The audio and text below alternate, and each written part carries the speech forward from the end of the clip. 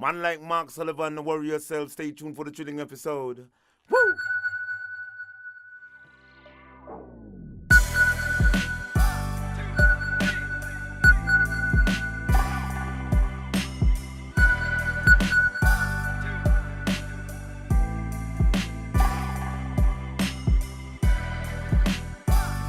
A positive mental attitude can clear away all obstacles which stand between you and your major purpose in life.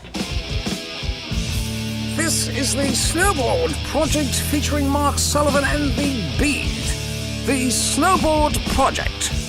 The Snowboard Project. The Snowboard Project. Hey, what's up, all you Snowboard Project listeners? A lot of you know and some of you don't, but we just sent out our sticker packs to all our supporters on Patreon just in time for you to slap a sticker on your new board. You sponsor us, and we're going to give you so much great content just about real life in snowboarding. But hey, if you haven't checked out patreon.com/The Snowboard Project, you can sponsor us and help us keep bringing you all this great content. We are talking about so much this month. We are talking about snowboarding bottom line. 2, we are talking about life experiences through snowboarding. We have a weekly news show and we just bullshit and keep it real in the snowboard industry. We are talking not just about tricks. This is bigger than that. This is about experiencing snowboarding for what it is, the adventure, the friendships, the progression on the mountain and off the mountain in life, following your passion in whatever aspect of snowboarding you happen to love. This podcast is snowboarding and making the most of every single day in snowboarding. So please visit us on patreon.com/The Snowboard Project and help us keep bringing you all these great stories from snowboarders just like you.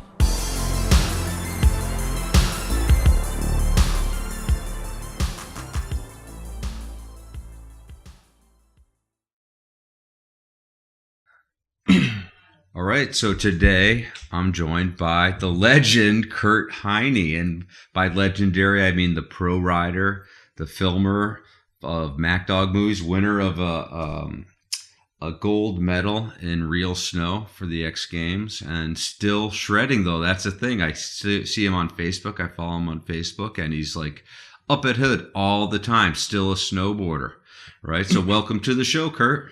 Yeah, thanks a lot, Mark, for giving me a call and have an opportunity to talk some stories of the new and old stories from back in the day. So you've been snowboarding a long time, right? You were like one of the original guys kind of going to hood and kind of establishing that scene as a rider. Is that correct? Yeah, I was at how I originally started. I used to be a skier when I was younger in the early 80s, and I'd ski maybe 3 times a year.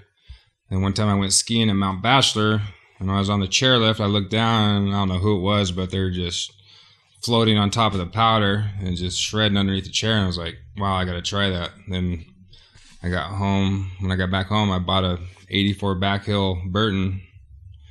Bought that, tried it for a day, got laughed at by all my friends because it took me an hour and a half to get down the hill on this backhill Burton. Sold that, then started renting boards, and this was in the early 80s, mid 80s. Yeah, it was pretty fun back then, going to the mountains with nobody else around. Yeah, it's like any time you saw another snowboarder back then, it was like you were trying to catch up to them. They were your friend instantly. You rode the lift with them. It wasn't, snowboarding's changed a lot over the years, but back in those very early days, it was like a lot of camaraderie among anyone who was standing sideways, it seemed like. So, all right, so what else were you doing back then? You were kind of going to school. Is that when you were a teenager you started? Yeah, I was in school.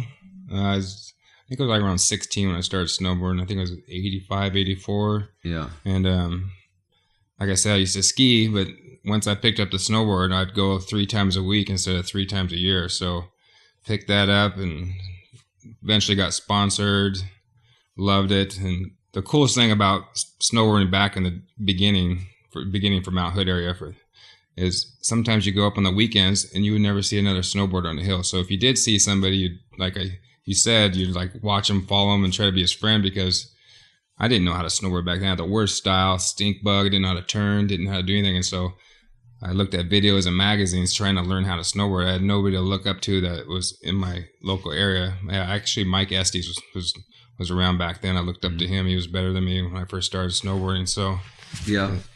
And, and then eventually you got sponsored, became a pro for Kemper, right? That was still in the 80s, wasn't it? Yeah, or it was end of the 80s. I think 88 or 89.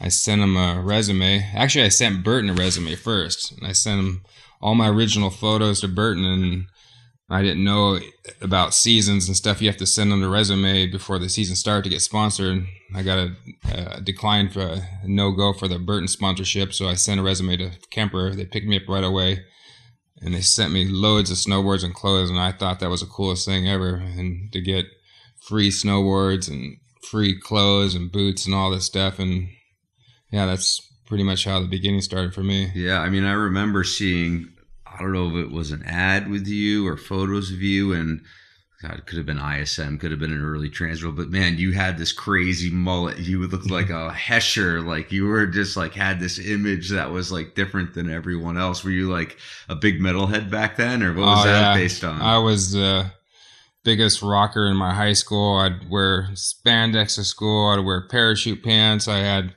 long hair. I was probably the only rocker that didn't do the rocker things. I didn't smoke. I rarely drank, but I went to a concert every week when I was younger, and I had the hair, and I had the mini truck with 6x9s in the back and big amplifiers, and I was like the biggest metalhead. Judas Priest, Scorpions, Kiss, AC/DC, you name it. I was known as actually back then I had a nickname called the Mount Hood Rocker, because at one time in my life, back then I had a perm with frosted hair tips. My girlfriend at the time talked me into making my hair super big. Looking back on it, super big perm, with hairspray and hair dryer, and whatever dippity do goop I put in my hair. Now you look back at it and it's pretty comical. Yeah, well, they saw you coming, and then it stood out basically among all the other guys, who were out there. You were like the only rocker who I knew who was like a sponsored athlete and kind of like making pages of magazines, and you had this image that was, different than everyone else, which was kind of cool. So you were a pro back then. Did you like compete? Were you what were you doing like as a sponsored athlete? The main thing I'd do is I'd go to all the local events. I'd go to the bank slalom. I did the Baker Bank slalom, I think the second or third year, and I did that for 7 years in a row. One year I got the fastest qualifying time. I was pretty stoked, but then I wrecked on my final day. But I used to do Mount Baker every year, and I do like the Timberline Classic. I do all the Mount Bachelor and Hoodoo contest and Snoqualmie Pass, that whole area. I do all those local contests, but I never did any contest outside of Oregon. And I did one in BC. I did the West Beach, West Beach Challenge or whatever it was called back then. I did that and got to see all my heroes like Craig Kelly and all those guys that are going to those big contests. So you mentioned Estes. Who else were you riding with back in those early days? My main friends, good friends, was Andy Wolf and Jason Newman. We were like close friends. They started a little bit later than I did, but we were the group of friends that would always go hiking or drive up together. We'd go through, like I said, 3 or 4 times a week, and it was Jason Newman and Andy Wolf were super good friends. But then Mike Estes was already, I think he started snowboarding maybe a little bit before I did, but I looked up to him. He was actually doing more progressive tricks than I was back then, so it was cool riding with Mike, because I was a Mount Hood Meadows guy with Andy and Jason, and Mike Estes was a Timberline guy, so there was like 2 different groups of people. Right, and you literally looked up to him because he's like 6'4". Yeah. He's a big guy. Yeah, a funny guy too. He's funny. Yeah, he's good style. Mike had a good style. It was good to ride with him when I did. So were you going to Hood back then, the summer, like to Timberline, and doing was that before camps in the summertime? Or? Yeah, I was. One that stands out to me is when, I think it was late 80s, mid 80s or something, I went to Timberline in the summer, and like I said, there was very few snowboarders back then, so if you saw another snowboarder on the mountain, it was like, oh, that's cool. I saw a guy on an old Avalanche with hard boots do like a a suitcase method where you grab your toe edge, and I saw that and I thought he was God, and I go, I gotta learn that, and I tried to do that, and I ollied off my toe edge and landed face first, and it's just funny to look back at the progression of how to jump your snowboard. I didn't know anything about it. It's like I didn't have nobody to follow back then. And that kind of explains, I mean, back then, you know, you had to learn everything from just like not knowing anything to like catching air and landing, you know, and all of that. Now today it's like there's a lot of established kind of riding out there where kids, I think, progress a little bit quicker today than back then. The equipment is so much different. I mean, the equipment, you know, makes it a lot easier. It's been really developed. So how long did you ride for Kemper for? I rode for him for 3 years, I think 88 to 91. Then they dropped me. I don't know if they were money problems or what it was, but then I went straight from then to Forum Snowboards. And I rode for them for like 3 years. And that's when Morrow was kind of blowing up and like developing. I think went public or something back then. Was it back then or was it a little later? I'm not sure. Maybe a little bit later, but their boards were super fun. They had a better feel to them, even though they're made out of foam, but it was Rob Morrow's company, and I knew Rob pretty good, and it was just nice to ride with a company from Rob Morrow. I really looked up to his aggressive riding style. He's like all or nothing style, and I like the way their board's carved, and I rode for those guys for 3 years. Cool. So were you getting in magazines and videos? I mean, there were only a handful of videos back then. What were you doing? Oh, what helped me out a lot is and I feel super lucky and fortunate looking back at this, is there was 2 staff photographers at Meadows that were assigned to shoot the people on the mountain, like the skiers or whatever lifestyle. And every weekend they would call me or I'd call them, let's meet up and go do a shoot. So I had these 2 professional photographers that I would go with either one of them when they were available on Saturday or Sunday when I was up there or whatever after a good snowstorm. And these guys would go out and shoot photos of me every time, and then that got my foot in the door to get magazines and more sponsors by having all these good professional photos shot. Mm-hmm. So at what point did you kind of turn over from being like a sponsored kind of pro? I mean, back then pro wasn't very lucrative, so it was like maybe you, I don't know, pay your bills a little bit or you know, go on a couple cool trips, but it wasn't like, you know, retirement money or anything like that. So when did you decide to like pick up a camera and start shooting film or video? Back then when I was sponsored, it wasn't really much money at all to talk about, but I hurt myself. How I got into filming is I was riding a vert ramp on my skateboard and did an error and my foot slipped off the tail, and I did the splits and I blew out my knee and kept riding for years after that, and my knee just got super bad, and I ended up having quite a few surgeries on my right knee from that skateboard accident. So in between recovering from all my surgeries, I would be so jonesing to go ride, but I couldn't, so I'd hobble up to the mountain and either hike up to the half pipe or snowboard down gently on my knee and film all my friends snowboarding. So on my down days from all my knee surgeries, that's how I picked up the camera and learned how to use the camera and knew all the good riders. So back in the early 90s, I think 90, 91, I made my own movie. It's called Staying Alive. It's super low budget. I think I've seen that, actually. It's really bad quality, but I had a friend edit and that lived at Mount Bachelor. It sold probably like 200 copies of super low budget local movies. It was cool thing about the movie was all the people from Mount Hood. So it was like people that had never been in videos before. We filmed everybody. It was like 20 of the best riders from Mount Hood. So then one year, Mack Dawg was up filming in the summer with Slasnik and Chris Roach and stuff, and he heard that I had some good footage from filming all the pros in the summertime. So he approached me at Mount Hood. I think that was 91, I think, and he said, "Send me your footage. I'll check it out, and I'd like to buy it." And everything went from there. He saw my footage and bought it, and then the following year he hired me full time. Cool. And then you became like one of the principal cinematographers outside of Mack Dawg himself for a number of years, right? I mean, there was you. Who else was filming for Mack Dawg back then? Not to be tooting my own horn, but I think I filmed like a good half of his movies back then. Probably 50%, I'm guessing. So which riders were you filming primarily? I was filming Peter Line. I think I was the first one to film Peter Line. I found him at...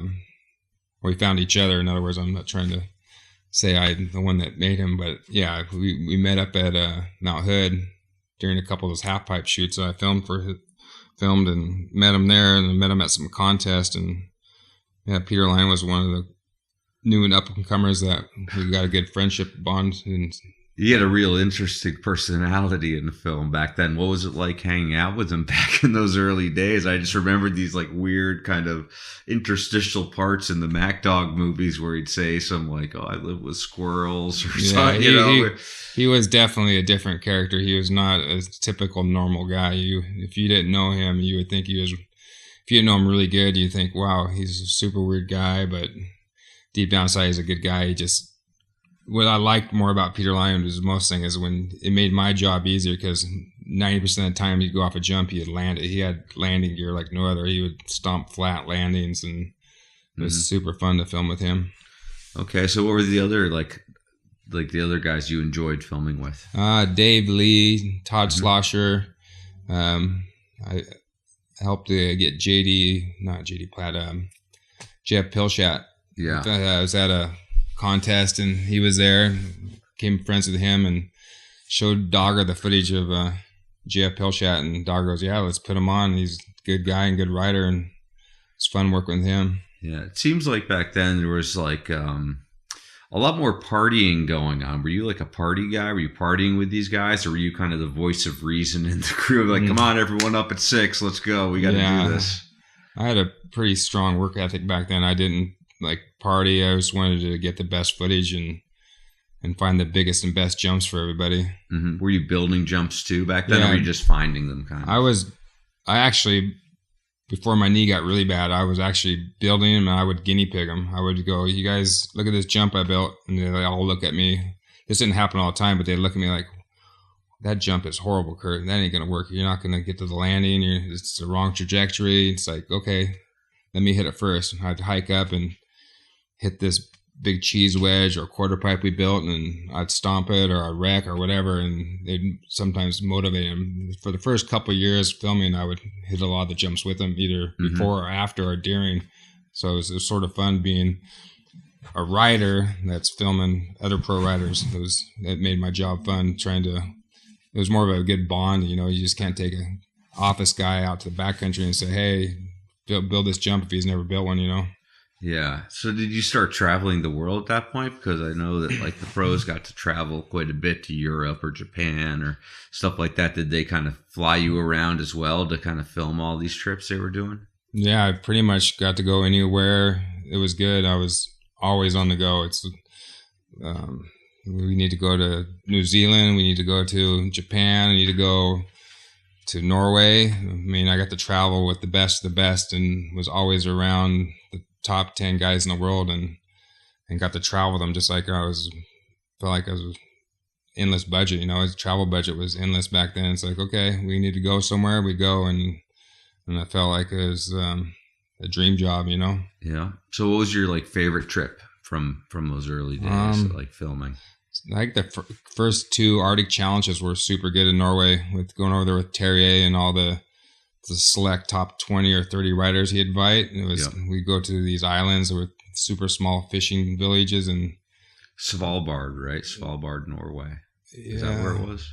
Yeah, Lofoten or Lofoten. I don't know. I'm not. There was a couple of different places they had it, but it was just amazing. Super cool fjords and these mountains that came up straight from the ocean. It was just cool places to be. And New Zealand was another one because I went to New Zealand almost every summer for like 6 years, and it was just amazing going down there. And it was like a vacation, but getting paid for it, Yeah. So I mean, just listening to you tell the story, it's like, wow, that sounds amazing. It sounds like a dream job. Was there any downsides to that back then?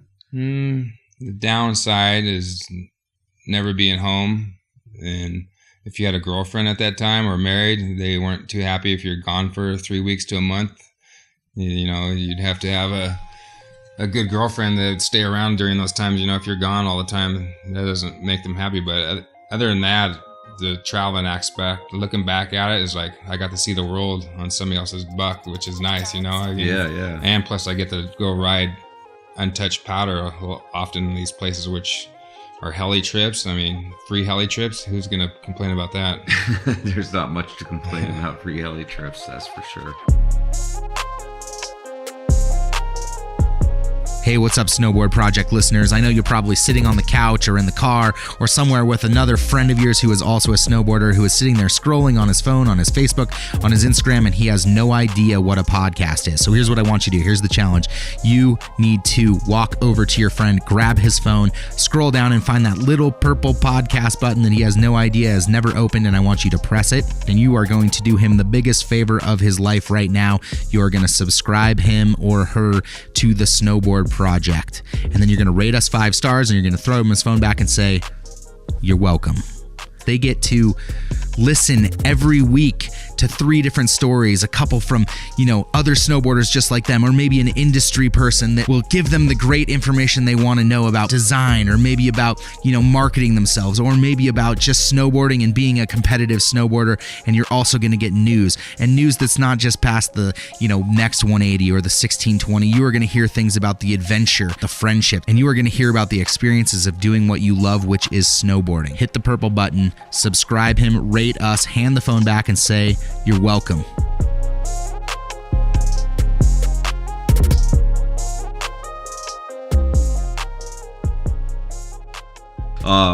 Okay, so what were kind of some of the key things you learned as far as filming goes? Like, what were some of the key skills that you used then that maybe even you use today if you're filming something? Are there certain things, like common threads, that have tied through when you started filming that you've used through your entire career? Just get some career advice, let's say, for the career advice guy. Is first thing, you want to be on the same page with your athletes, your riders. You want to be their best friend. You want to, be on the same team as them. Don't build a jump that's dangerous or icy or something that they're going to get hurt on. Build something that they're going to like, and just relate with them. If you're because I was an old pro snowboarder, and I turned into a filmer, so I already knew the aspects of photography and filming, because I used to be filmed and photographed. So that helped me out transferring over from a pro rider to a professional filmer. Now, what's more important if you're a filmer doing these backcountry jumps and going into the backcountry? Is it more important to be a good filmer, a kind of a backcountry like trail boss leader type guy where you're kind of pulling the sleds out of the holes when they don't know how to ride them or whatever, or like a safety guy who kind of knows how to assess the situation? I mean, where's the balance between those different skills that you use when you're actually filming in the backcountry? I think you have to have it all. If you don't have one, it's not going to help out. If you're not a safety person, you don't know the mountains, you don't know the snow conditions, the weather forecast, or the basic skills of how to ride a snowmobile, or let alone places to find jumps. You can be a good filmer, but if you don't know where to go to, you could be doing circles trying to find a jump and waste your only sunny day with 4 feet of fresh. That's what's good, is having the knowledge of where to go, the snow conditions, and picking the right cliff or the right jump. Because a lot of times you'll bring riders from Europe over to, like I did a lot of filming in Whistler backcountry, and these riders show up from Europe, and you take them out on a sled, and if you don't go to the right zone, you're going to be wasting, at the end of the day, you're not going to have footage. If you don't have footage, you don't have a video. Right. So, like, how many days a year are you actually, like, in the backcountry or filming, traveling? Like, how many days are you, like, on the clock, let's say, as, like, a filmer for Mack Dawg? Well, probably, like 15 days a month, at least on the mountain somewhere, either doing a street shoot, doing handrails in New York or Midwest, Minnesota. You can be doing that for the first part of the winter, which I did a lot with the forum team. I'd film handrails, and then the last half of the season, say like late January, we'd transfer from filming handrails and to transferring over to the last part of the winter season, just doing backcountry. And I'm guessing maybe 100 days out of the year. But back in the early days, I used to work 9 months out of the year. I would, if you guys ever watched old Mack Dawg movies, there was some of the videos had 40% Mount Hood summer footage, and that was like the bread and butter of people's video parts. Sometimes I would stay up to Timberline and build custom quarter pipes, a full pipe. You were a terrain park builder as well. Yeah. So I would, like summertime was a good thing back in the day to film video parts, which you wouldn't think of that nowadays. People could go up and get a video part from Mount Hood in the summer, but I would be working all summer long. Yeah. So when did you create like the Heine Snow Tools? I think I remember seeing them like back when I was pretty young, so it must have been a long time ago. And you created like the rakes that everyone kind of used, and like the vert tools to cut the vert along the half pipe when they were hand dug. Yeah. How did that come about? So back when they didn't have half pipe cutter machines like I forget what those names are, the Zog or whatever they were called back then, the half pipe machines. Dragon first. Yeah, Pipe Dragon was the first one. Yeah, you got me on that one. So they would either the way half pipes were made, they'd either pile up snow and hand shape the walls. But at Timberline, they would take a snowcat and dig a trench, like a box in the snow. So they would use regular garden shovels to shape the transitions. It would take a group of 30 people 2 days to shape out a full pipe at Timberline in the summer. And everybody would be hand shaping with these garden shovels, and they'd break and stuff because the snow was icy and stuff. So I designed these transition shovels and these vert cutter shovels that would actually make the job a lot easier, because you could shape the transition wall with a shovel from the top of the deck instead of having to stand on the wall with a short garden shovel. So back then everybody bought my rakes and shovels, and I had the very first snow rake and the very first transition shovel, and I had that for like 15 years before people started copying me now. So, but I had a good run at it. Heine Snow Tools did super good. Are you still making those things? I'm making the shovels and rakes still. I don't make as many as I used to, but the thing I make a lot now is winches, and I still do some handrails and stuff for local ski areas. Make their fun boxes and. So do you have a welding shop as well? Because those were all like welded aluminum. Yeah, I went to when I was in high school. I took welding classes, and I learned how to do that. Then when I got straight out of high school, when I was riding for Kemper, I worked full time as a welder too. So I already learned how to weld in high school. Then I got better at it when I had my job when I got out of high school. So then I learned all my skills from that job and transferred those skills into Heine Snow Tools. Right. And so then that kind of evolved into making winches, creating the winch. Were you the first guy making the winch? There were wakeboard winches, or wake surf winches back in like 10 years ago. And I wanted to make one for snowboarding, but make it twice as fast. So, and the wakeboard winches that we were using or renting or whatever, they would fall apart really quick, and they were super slow with no power. So I said to myself, I got to make a faster one. So I V8, yeah. So I found these bigger motors and figured out how to build a faster winch, and took out the governor in these motors so they go maximum speed.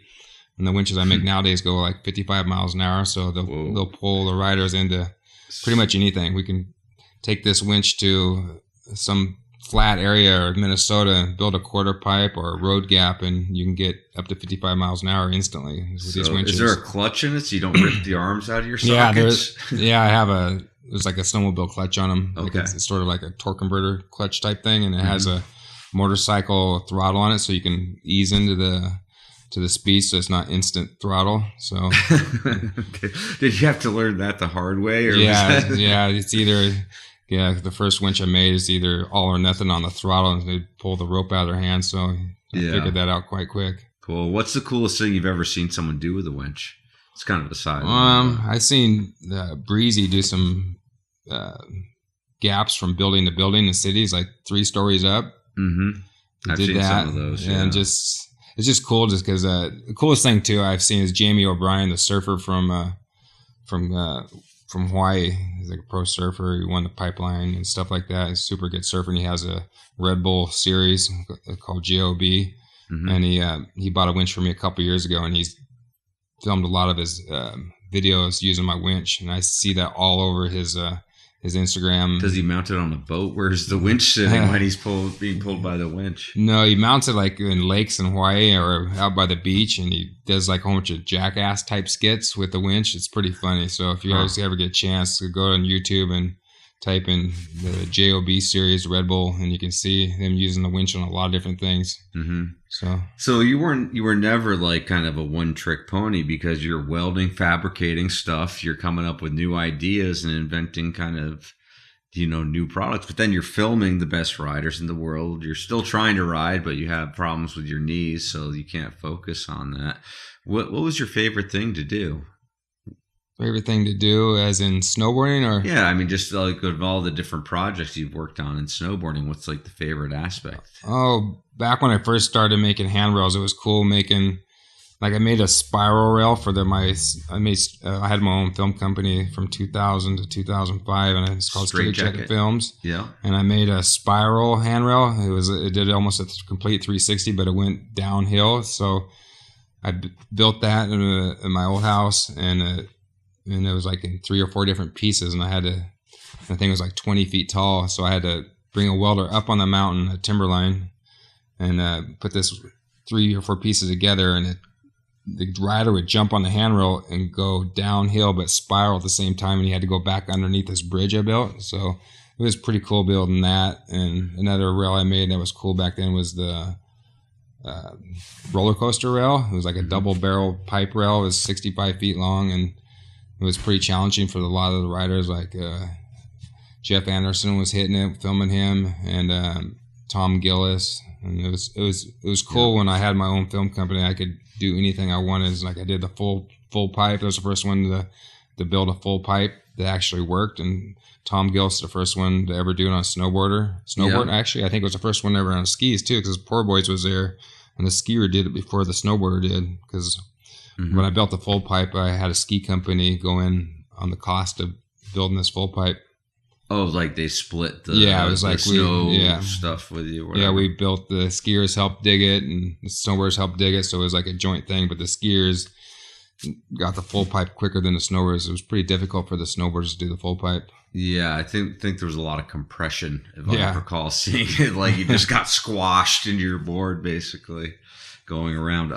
Was Strait Jacket Films after Mack Dawg? Were you not working with Mack Dawg? I was working for Mack Dawg from 91 to 2000, and I started my own company. Then I did that from 2000 to 2005, and I got out of filming my own videos when I realized it was the money to selling videos and DVDs wasn't paying the bills anymore, because people are downloading stuff for free, and the whole music industry, you can't buy you don't make money off CD sales anymore. Same thing with DVDs, and so I got out of filming movies. Yeah, so Andy Ray, I talked to him earlier, and he's a big fan of yours, by the way. And he wanted you to set the record straight for why you left Mack Dawg, or how that came to an end. Record straight is it's sort of an embarrassing thing. Me and Ville got into me and Ville Lumina were traveling together for like years, and something happened in our motel room, and he got under my skin, and we sort of got in a little scuffle, and Mack Dawg didn't like that, so he said, "Kurt, you got to go." I'm guessing that you probably kicked his ass. No, I didn't kick his ass. It wasn't. He was pretty athletic, though. No, it wasn't. It wasn't a fight. It was more of just like a little scuffle that lasted 1 second, and it's like what he did to me was not cool at all. And I said that doesn't fly with me. And it's like he had it coming, and what I did, but Mack Dawg didn't see it that way. So you went your separate ways. Separate ways, and he didn't understand the story, but. It wasn't that big of a deal, but Mack Dawg was a super.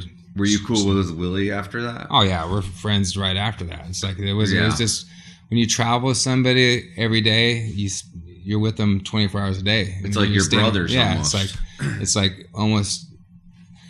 I mean, I don't really want to tell you what exactly happened because it's sort of embarrassing, but it's just a situation that happens, and it literally wasn't that big of a deal in my eyes. And Billy probably doesn't think it's that big a deal, but Mack Dawg liked the clean cut image, or Dogger, and so actually it's the first time I ever heard anybody ask me that story. I didn't even know Andy even that's pretty cool that somebody else knows about that story. Yeah, well, I mean, I guess he wasn't sure how that came about, but then you started, and back then it's like it seems like it went from something that was just kind of like organic in the beginning of like 91, let's say, when you started filming like Dave Lee and Schlosser at Hood. They had those huge airs and Upping the Ante, or maybe it was even it wasn't New Kids on the Pocahontas or Upping the Ante, something like that. Mm-hmm.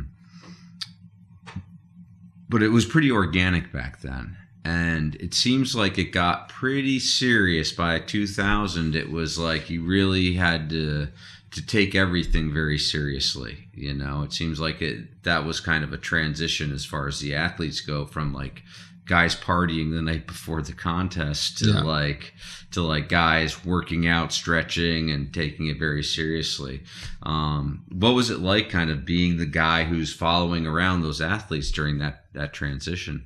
Yeah, it went from being, because back then you didn't have to go that big on a snowboard to be sponsored. You didn't have to be. Most people, actually, I don't know anybody that really trained. The only way they trained is if they did their surfing or their mountain biking just for fun. They didn't really go to the gym or anything back then. Mm-hmm. Nobody I know of. But what's the question again? I'm sorry.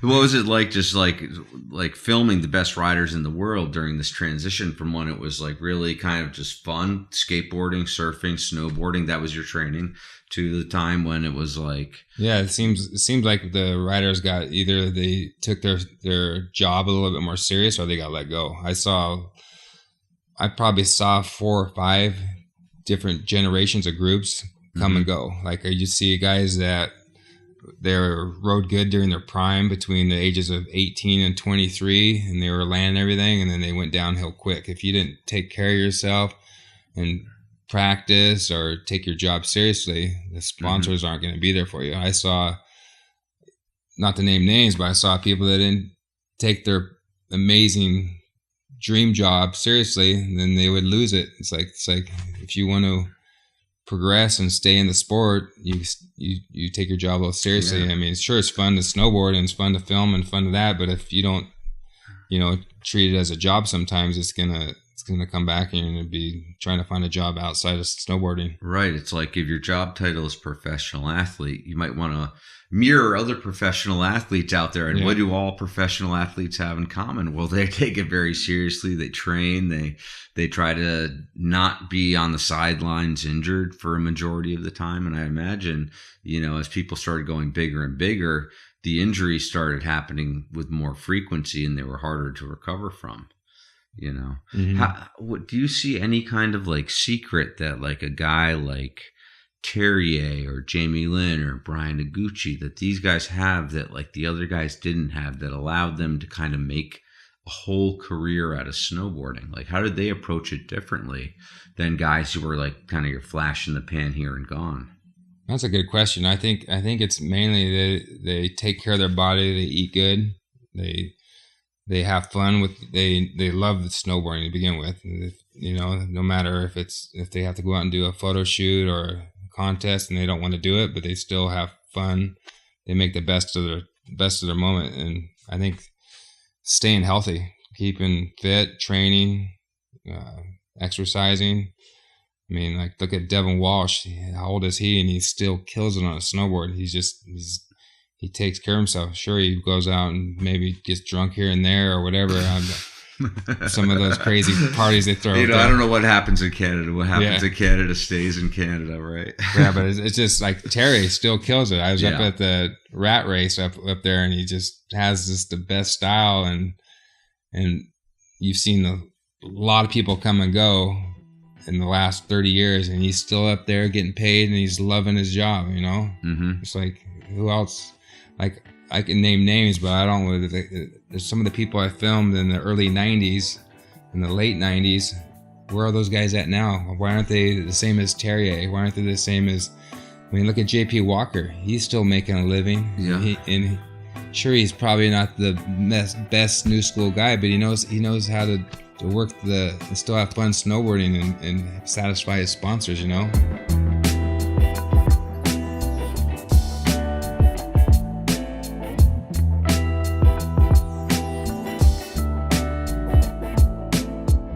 Hey folks, if you're tuning in to us still, please take a minute to go to Patreon. Wait. What? Is there like some question that they wouldn't still be tuning in? Well, if they're still listening, they can go to patreon.com/the But you're still staying still. Still. Like they might not have just even listened made to it the this first far. 5 minutes. Yeah, they might not have made it this far. So. Okay. But I just want, if you're still listening, okay, if you're listening, go to patreon.com/the Snowboard Project, and we're going to count on you guys to support an independent voice in snowboarding media. It's how we're going to keep this thing advertising free and have a voice that is not affected by the advertisers.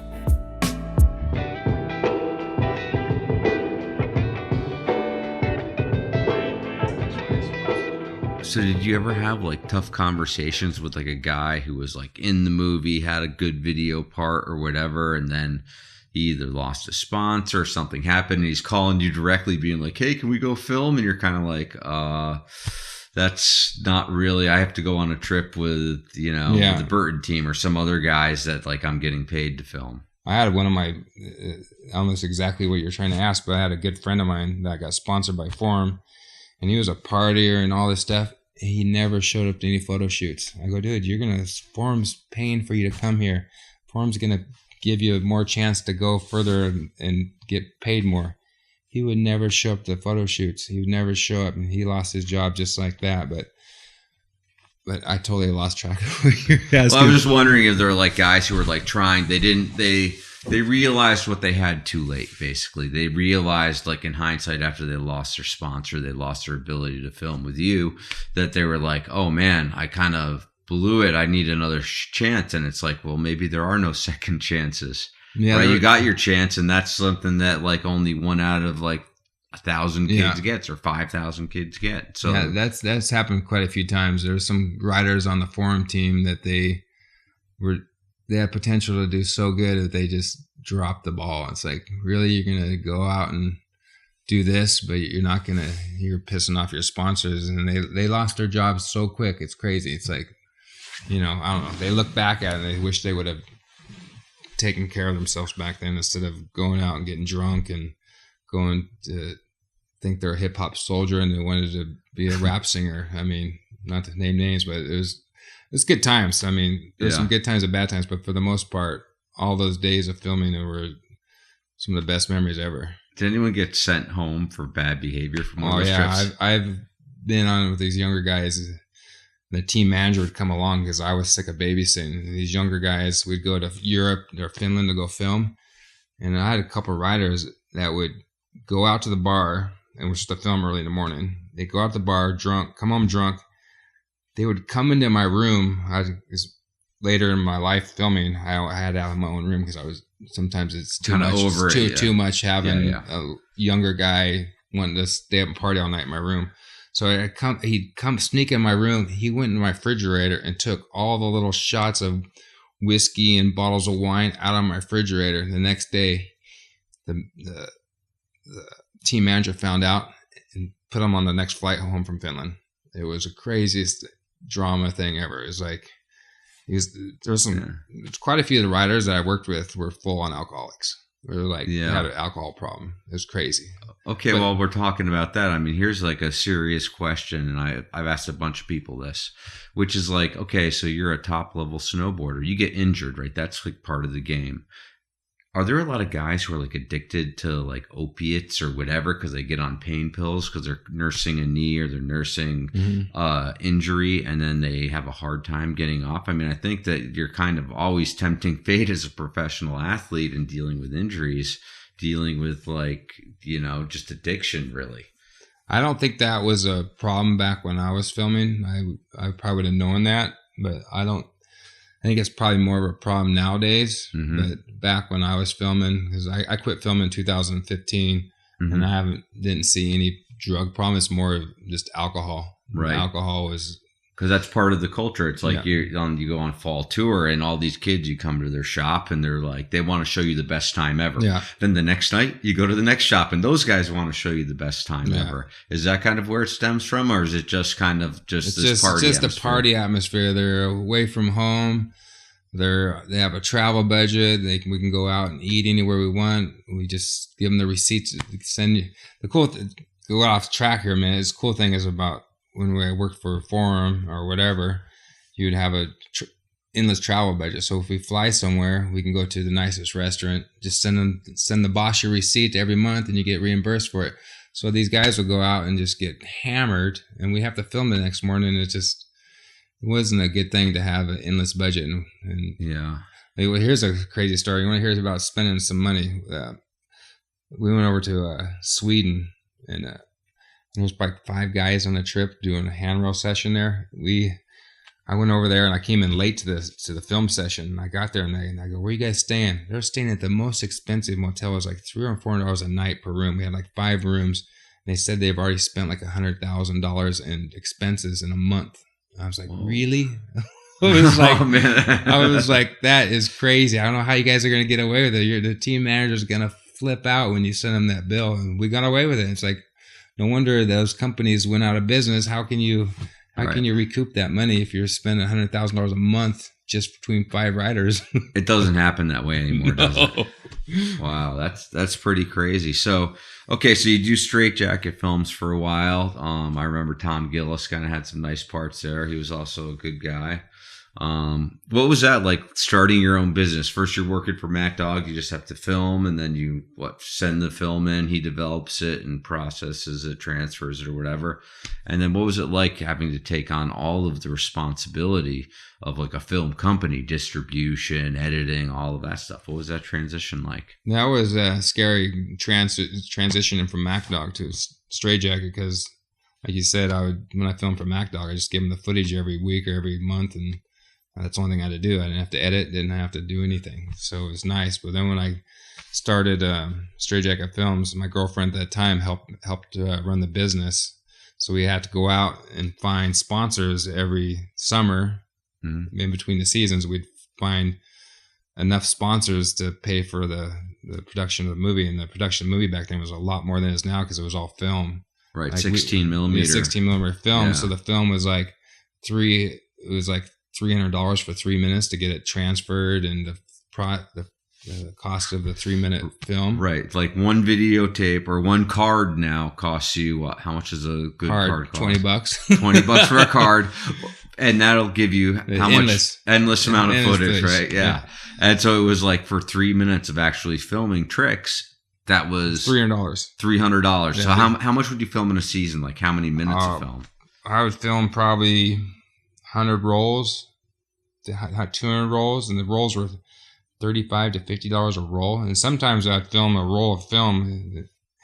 If like a roll of film is only 3 minutes long, and if I didn't have a good shot in there, I wouldn't even get it developed. So I just throw that roll away on the hill. But back to the thing is getting sponsors. I'd have to find out it cost about $150,000 to make a movie. So we'd have to call Burton or whoever that was sponsoring the movie that year. We have to go, okay, we need $50,000 from this sponsor. We need $25,000 from this binding sponsor, $25,000 from his clothing sponsor, or sometimes we try to get out of the industry sponsors, which would be nicer. But yeah, so every year we get $150,000 just to make one Strait Jacket video. And that's with no profit. That's just like to cover the cost. That's to cover the filmer's cost, the travel expenses, my rent, and just a normal living, and pay for that. And then we make our money off the video sales. And like in 2005, the last movie I made, I went from making $150,000 a year making Unleashed profit to making $30,000 in 2005 on my last video. So it went from. Why did that change? Like what changed because I know there was like kind of like digital was coming up, video distribution was kind of like, I don't know, was it reliable the way the distribution worked back then? No, I think the whole industry, like just like I said, like the musicians selling CDs weren't making any more money either, because people would download them, copy them, get them off YouTube, get them off the internet for free, steal them.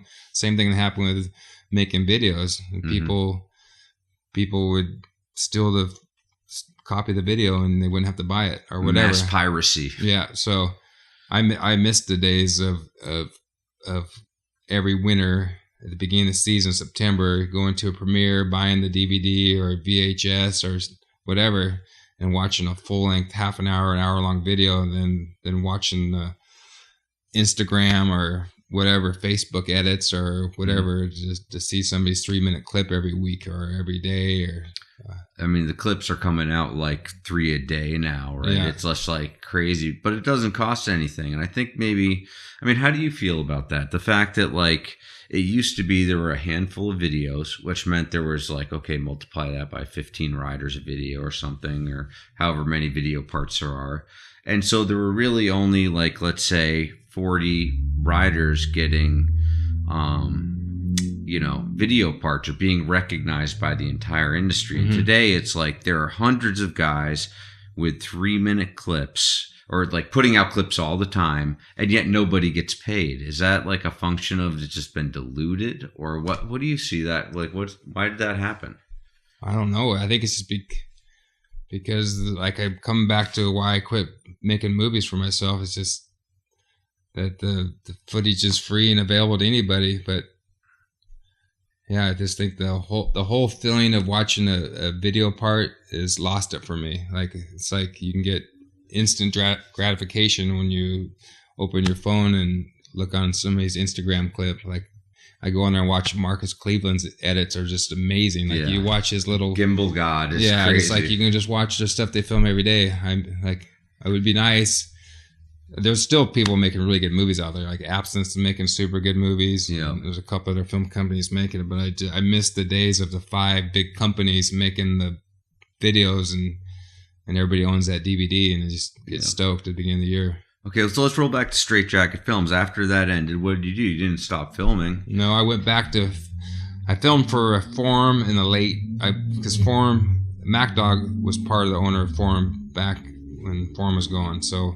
We made some Forum movies and Mack Dawg movies in the late 90s. So then when I quit working for Mack Dawg, I did my own thing from 2005. So then I went back to Forum after that. Then I did some stuff for Poor Boys ski film companies for a year. Then I did the Forum thing all the way up to 2015. What was it like being a snowboarder your whole life? And like, well, since you were on like straight skis looking down off the lift to working with like the best skiers in the world? Was it different working with skiers and snowboarders? I didn't know the grabs, and I didn't know if the worst thing about it is I'd see skiers land on their back going off a huge cliff or a jump, and I would look at the other skier that was with me and I go, is that a land or is that not a land? I'm being serious about this. It's like, is it considered a stomp if they land on their back, but they stand up after they land on their back? And it was sort of weird, but I did work with some amazing talent. I worked a couple times with Tanner Hall and Candy Tovac.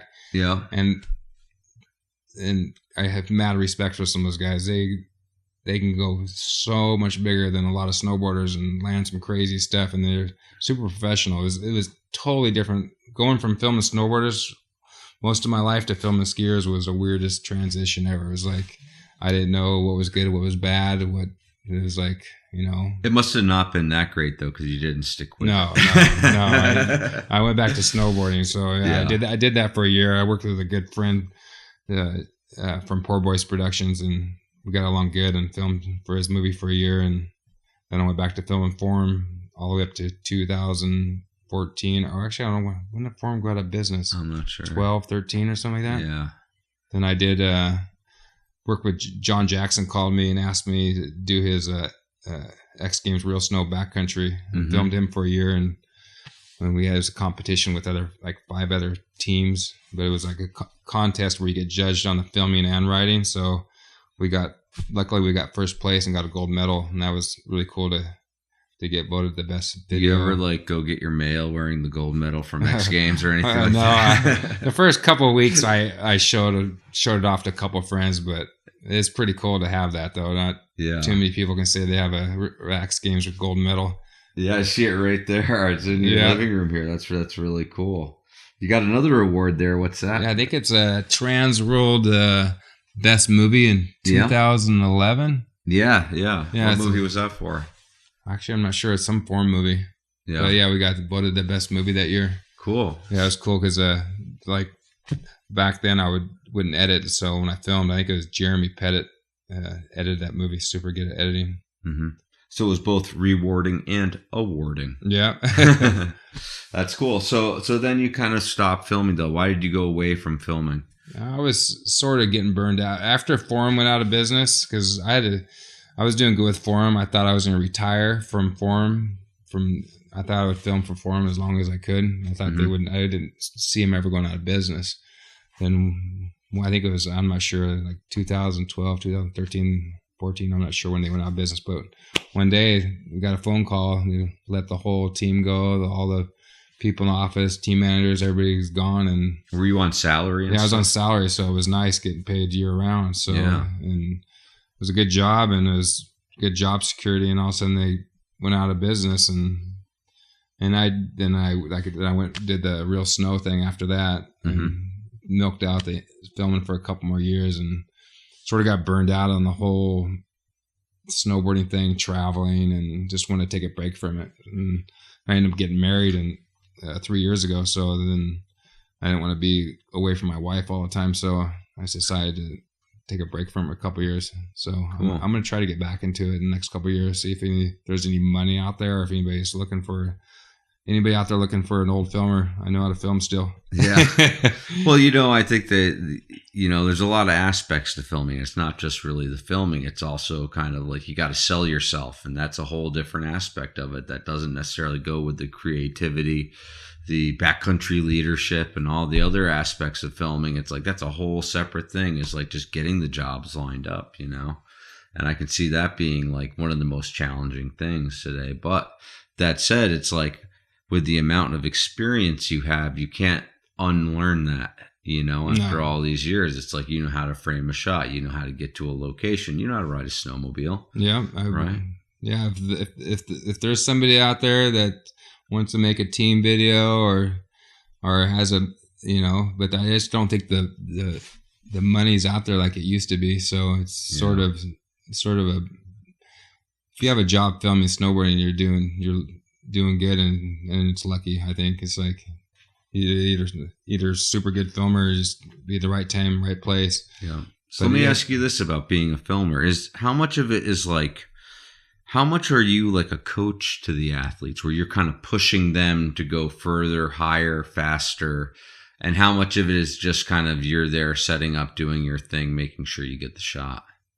I think more when I first started, I was more of a coach because I was still riding back then, and I would help push him to build a jump bigger or have a bigger gap or design something that's next level, cutting edge jump. Like just like I do build a gap jumps and stuff, and they were 150 feet across. But yeah, nowadays you got it, bro. You got it. Send it flat.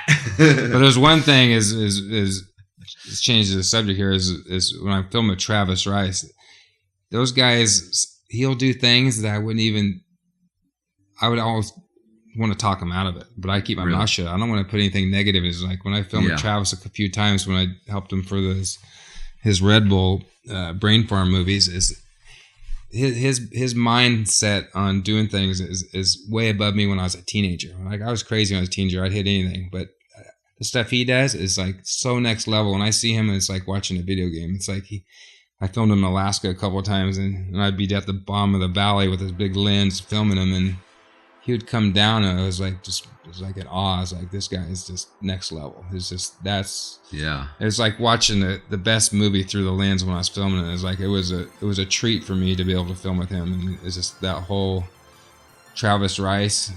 What you see in the videos is 10 times better in person.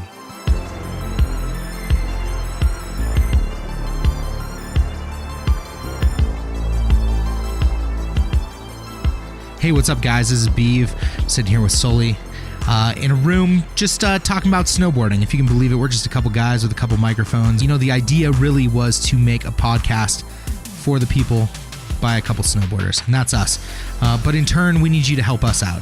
Go to patreon.com/the Snowboard Project, and just for like a couple bucks, maybe the cost of a beer, you can help us keep creating these shows. This month, we have so much good content for you. We have Torgeir, we have Nate Holland, we have Dave Schreiber, Kurt Heine. We have all these people in the industry, and these are interviews for you so that you can go listen to them and learn something about the industry that you are directly a part of. We want to keep creating them for you. So if you can help us out, 1, share our podcast. 2, potentially donate to our podcast. 3, rate our podcast. And 4, keep listening to our podcast, because the more of those things that we get, the more we can keep creating, the more cool ideas we can start tackling, and the more great stories we can keep bringing to you. So thank you for listening, and thank you for being a part of that. Patreon.com/the Snowboard Project.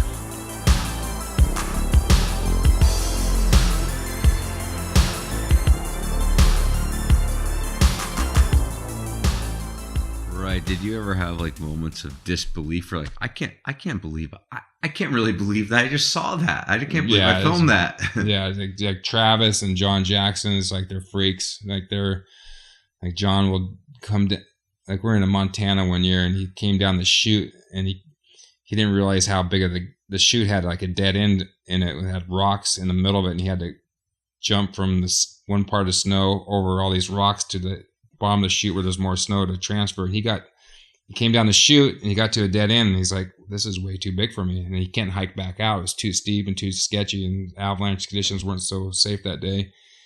But he got back on his board, and I was all by myself. It was getting dark over in the backcountry, and he jumped over this thing, and I was shaking. Like, after he stomped it, and it was like the craziest thing I've ever seen. It's like, dude, mad props to you. It's just days like that when you get to experience him and Mother Nature just in a snowboard standing over some death gap to rocks. He could have killed himself, and it was just having that experience and being behind the camera and filming it was just a privilege to me. Yeah. So what were the top 3 moments that you filmed? Because you filmed like everything basically. So like, what are like the 3 top moments of filming? Obviously that could be one of them, you know? Yeah, I think I had a good moment is filming Travis in Alaska, like I just mentioned, and that's a tough one. I think being the first one to film the full pipe, because when we made the full pipe at Timberline, or the loop, the first one we built,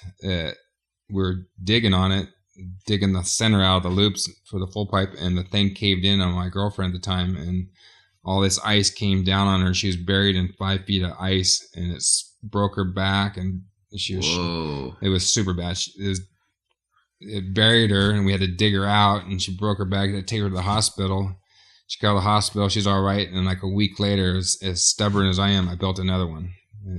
So the next one I built, I put this steel I-beam in the top of the ceiling to support the snow so it wouldn't cave in. But that was a highlight, because it's something I've always wanted to do. It's sort of like a circus trick in snowboarding, but that was a cool achievement for me. And it took a lot of determination to see that all the way, especially in light of what happened, to see that all the way through to completion. And it was a lot of pressure on Tom Gillis, because we spent weeks and months planning this loop, and he was having a hard time getting it. It took him like 30 tries to get it. It was super dangerous. And he finally got the full pipe loop, and we're super stoked. It was like a huge highlight. And that was back in like 2000 when I filmed Unleashed. So if anybody out there, you go on YouTube and maybe it's got to be there, right? Everything else is type there. It. It's like some crazy little features. I made a lot of weird stuff in that movie. Cool. But you're still a snowboarder today. I bought a snowboard from you, actually. So you're a vintage snowboard collector. Yeah. I know that. I bought an Emma Peel from you a couple of years ago. I don't know if you remember that, but I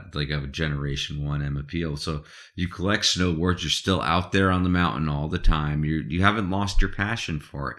No, I actually got it back. When I quit filming, I sort of burned out on snowboarding a little bit. So I took a year off from it, and now I got the bug and the excitement to snowboard again. I get really stoked to ride all the new equipment that everybody's making, all the new snowboards, and it's like this new passion of me is riding all the new equipment. So that keeps me, and I taught my wife how to snowboard, and she loves snowboarding. So it's nice to go out and see her enjoy powder riding snowboards. And I took my addiction to riding all these different snowboards and I give them to her. So she's always testing all the new boards, and along with me, it's pretty fun. So do you collect old vintage boards as well? Yeah, I at one time I had 150 super rare vintage boards. I had a super bad addiction for 3 years. I collecting snowboards. I'd go to all the thrift stores, the Goodwills, and buy and sell boards just to get a better model that I like. So I was really into collecting the early 90s boards like Noah Selaznick and Palmer's and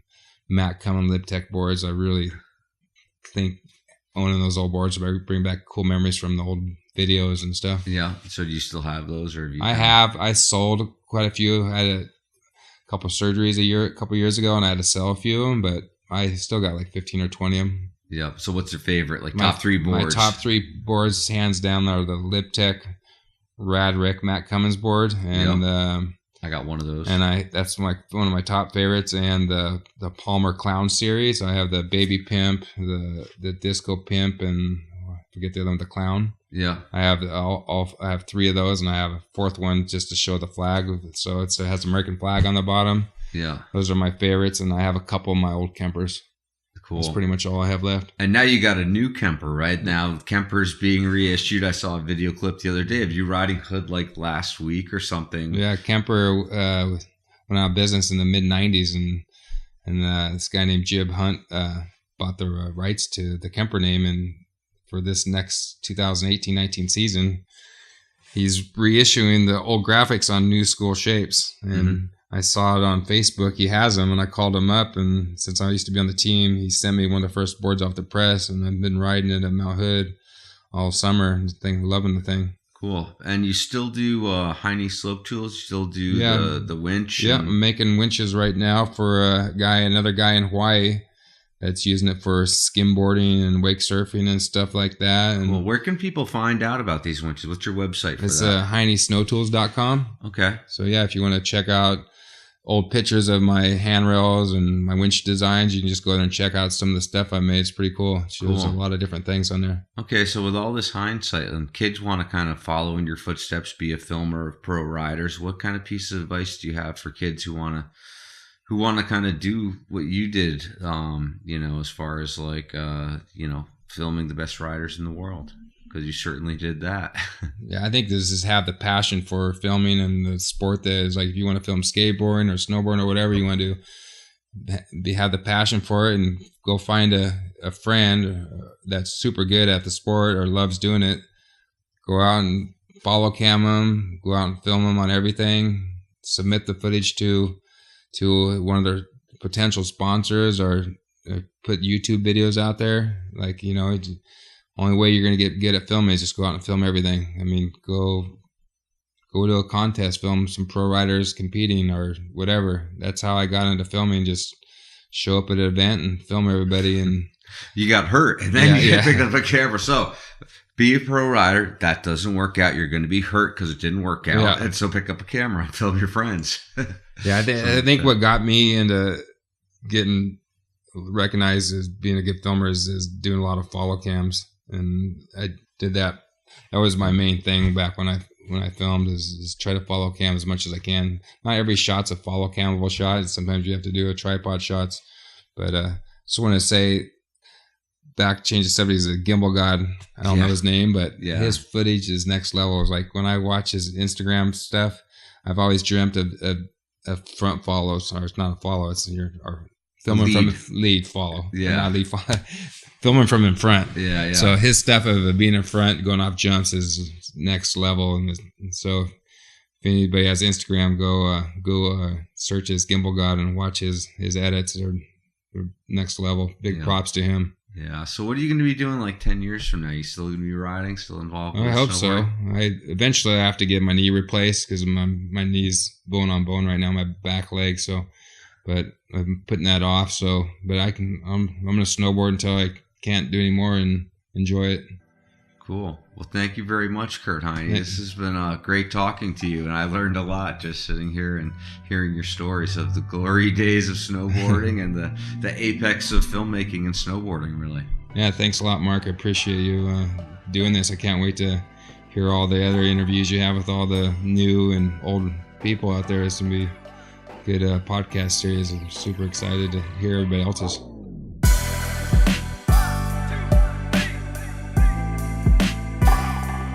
On behalf of Mark Sullivan and the Beeve, thanks for listening to the Snowboard Project. Remember, ride fast, take chances, dream big, and take action.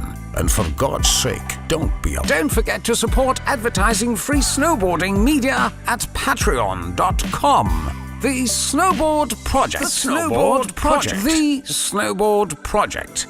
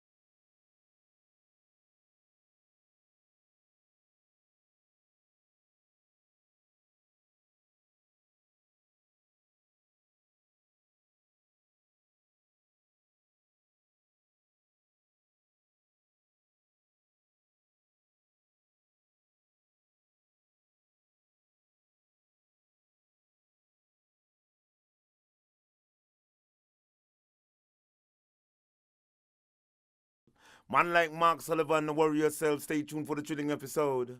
Woo!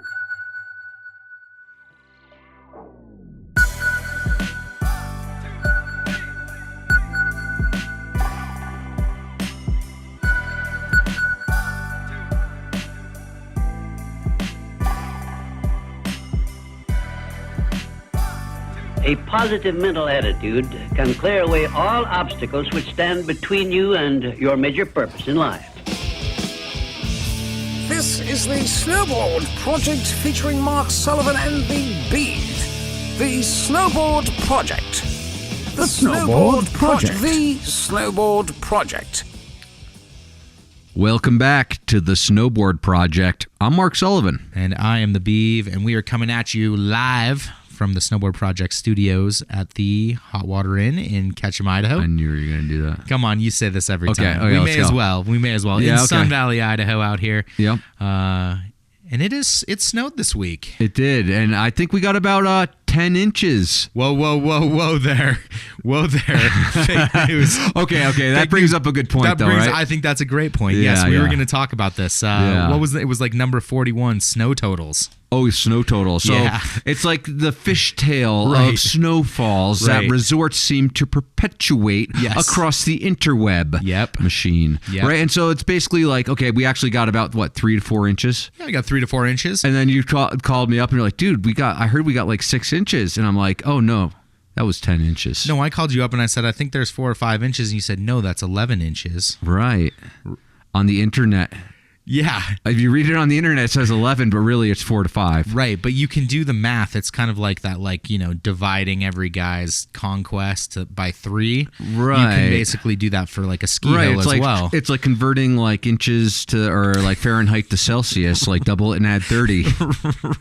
Right. Yeah, I went 4 days in a row. You like, did. Yeah, from opening day all the way through the weekend. Went out with my kids, went out with Yeah. you, Beeve. We had a great time. Dude, I thought. had a great time. It was really Yeah. fun getting up there and just obviously just making some early season turns, Yeah. And we ended up over in like a mini park and, hitting some jumps with like the boys, That which was pretty fun. I got my right? first methods of the season on. Got my first jibs. Right. First jibbing of the season of the new year. So that was fun. I did I did some follow camming with a microphone. I've always been, follow camming with a, Right, with a and that'll camera. be coming up in this show. I guess we're going to have some sounds from the mountain live. Right. From the mountain. The follow camming with a microphone I found doesn't really work as well. So anyway. Right, okay. All right. Let's move on. What do we have in the world of snowboarding this week, Mark Sullivan? Okay, well, I would say the biggest thing that happened anyway in the last week was probably the air and style in Beijing, Right. China. It happened in the bird's nest. Right. So tell me 3 things about the air and style, Beeve.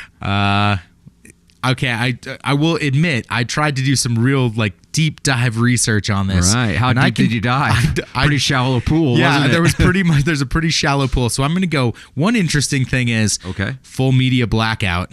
Aside from whoever smuggled in their phones to give a 15-second Instagram video or whatever. Right. And Yeah. so yeah. which I find just absolutely crazy. I couldn't really find too much other than some results and a couple videos. There Right. wasn't a lot. The other interesting thing is they build a massive jump out of scaffolding. Right. In the middle of the Olympic Stadium? Is that where they the did bird's nest is what that's called. Like the opening ceremony stadium. It's crazy looking venue. Crazy. For sure. That image that you see, it's shot from the air looking down on the venue with it poking out of the top of the stadium. Right. Pretty impressive, right? It was a very impressive scaffolding type jump setup. Scaffolding type jump setup. And I think Yeah. the third impressive thing was that it was in communist China. It's not communist anymore. Is it not? No, I don't think so. They have capitalism over there now, Okay. too. That's why everything we have in Right. America is made in China. Okay, so there's 3 things that I can Okay. think of, but All right. what Those are are three, what are some- three-ish things. What are 3 things that you find interesting? Okay, Shaun White was there. Oh, yeah. Okay. It was an FIS World Cup Big Air event. Oh, no, it wasn't. It was. FIS? It was. Okay, all right. And let's see, a third fun fact. The Chinese guys in the corral right in front of the podium thought it was crazy how much champagne they were spraying. You're supposed to drink the champagne, not spray it. I don't know if that's like international tradition or how that works. I just have this like image of these little Chinamen running around with teacups trying to catch each little like. No, I saw this like clip on Shaun White's Instagram because that's one of the only places we could get coverage of it was actually Shaun White's Instagram. Right. Maybe he's just trying to build his fan base. Sure. Right, but I mean, look what other cool things I'm doing. So wait, if it's not being like televised in the state, like where are we going to see this thing, or is it just okay? Here's what you're going to do, Beef. Okay. So you're gonna first of all you're gonna get your time machine. You're gonna go back 3 days in time. Then you're gonna buy a plane ticket to Austria. Oh, okay. I'm seeing this. Okay, and then you're gonna fly to Austria, and then you're gonna get a hotel room, and then turn on your TV. That's where you're gonna see it. Oh, okay. So it was televised in Austria? I think Austria, France, and maybe like one or two other countries. Oh. China maybe. I don't know. But it was televised in a couple of places, just not in North America. So basically we could only see it on Instagram. Dude, time out. So this is just asinine to me because they spend all this money building this massive a ton of money. It's just like ridiculous. Yeah. And there are these sponsors and everything, and then they put it out across Europe and nothing to the United States. They probably televised it in China and Japan and some other places. Well, I mean, we didn't have a ton of American competitors in there. Chris Corning was, I believe, our top American. But really, it was kind of a story of two different spins out of 3 jumps. So, yeah, but okay, wait. America, we invent, I don't know, baseball, basketball, snowboarding, hot dogs. I mean, like, snowboarding is as American as hot dogs here and baseball, and we don't get a chance to see it anymore. Right. If skiing is French, then snowboarding is American. Okay, so tell me who won it and with what. Okay, so there was the winner was a Swedish rider, Sven Thorgren, and he did basically a frontside triple 14, backside triple 14, same kind of triple 14s we've been seeing across the world, across big air competitions, across the Olympics. You sounded a little uninterested by this fact. You know what? I mean, honestly, it's like I was just like, wow, I've seen this, and like, kind of my eyes rolled back into my head for a second there because it's like there is nothing interesting about these tricks. It's just the same stuff we've seen like all over the world, and honestly, like you're not going to see actually like the cutting edge progression on these scaffolding type jumps because usually it's like the snow is made out of basically blocks of ice that go through a chipper shredder or like one of those like tree shredders or whatever, and so it's actually like not the best surface to be snowboarding on, and so generally you won't see the progression happen on those jumps. But I guess it was an opportunity for aspiring Chinese athletes to see snowboarding firsthand. Okay. In Beijing. Right. Yeah, I saw the lineup. There was definitely not a lot of like names that I recognized. There were a lot of like Europeans. There were some good ones. And there were definitely some good ones. Yeah, Chris Corning was there. Sven Thorgren was there. Atsuka, what's his name? Takeru Atsuka. Cleveland was there. Yeah, Marcus Cleveland. And he that was the best clip I saw was Marcus Cleveland. I would agree with that. Yeah, I would almost go as far as to say it's like who's on drugs this week? Marcus Cleveland. Yeah. And the reason why is because he did a nollie double 9. I'm not sure how that scored, but man, I had to watch that clip over and over and over again. That was really the only clip that caught my interest out of the whole event. As far as like the riding. Out of the 8 clips that we could actually find on the event. And then they had like the finals coming up, and I was like searching so I could see the event live. I was actually up at 3:30 in the morning on Saturday when it was happening live, so I'm like, where can I tune in? Nowhere. Sure. Right. And but yeah, there was like a bunch of triple 14s. Anna Gasser did a double 10. She won the women's side. Yeah, she won for the women. And she didn't want to roll out her triple in that situation, huh? No, I don't think those conditions really warrant it. You know, I mean, honestly, it's like she did it on a pretty difficult jump, really. Yeah, absolutely. And I believe Stubai. Were you telling me? And I thought that was funny. You said someone asked the question like, "Who won air in style Beijing?" And someone was like, "Air." That's right. It wasn't the style. It was the air. Yep. There was air going on. Which is a great point. Are we just like, I mean, Marcus Cleveland, he had a very stylish, cool, different trick. And yeah, I mean, I would say that like that was definitely the highlight for me was the Nollie Dub 9. That Marcus Cleveland did, but it brings up a good point. It's like that actually would fall into air and style. Right. And it used to be, and we talked about this in the Torge Bergrum interview. Right. But how the air and style used to be, like you had to do one style trick and then one technical trick, right? And the style trick, that's a crowd pleaser. And then the technical trick, well, that just shows that you're at the cutting edge, of the sport. Right. And so I think it's almost regressed. It's taking a step backwards because doing like two different spins of like the most technical tricks, it just is kind of boring to watch when everyone is doing triple 14s. You know what? I kind of miss the, like the quarter pipe at the Arctic Challenge. Like you could, do a big trick and then hit the quarter pipe, right? Yeah, I mean, that was a pretty cool and different event. Right. And I think we're going to start seeing a resurgence of like different unique events. I think that when you watch these big air, especially the big air, slope style is pretty interesting because you get 3 jumps, three jibs, and so you get like a variety of maneuvers. But with these big airs, it is just like not that interesting if you're a snowboarder, and especially because of the disconnection between the cutting edge of trick progression and just the recreational riders who are out there who are like, I'll never do a 14, let alone a triple, let alone a triple and a 14. So can I put you on the spot right now and say, like, if you were to create a format... Do I have a choice? Wait, no, you don't. Okay. If we were to create a format that's something new and creative that we haven't seen, what format would you do, Mark? I mean, we've talked about this, but I've never actually asked you this question. Okay, so for slopestyle, I mean, basically I would do like, 2 technical tricks and 1 style trick on the jumps, maybe on the jibs as well. And then on the big airs, I would probably do the old air and style format. 1 crowd pleaser, aka a style trick, and then 1 technical aerial maneuver, triple 14, what have you, something like that. Sure. Quad 18. Sure. Quintuple 2700, whatever it takes. I mean, do you think allowing like a quintuple or a quad is just like even taking it too far? Because there's going to be like the 3 guys in the field that are going to be at that level. Aerial skiers aren't even allowed to do quads, right? Right. So that tells you it's like maybe it's kind of progressed a little too far too fast.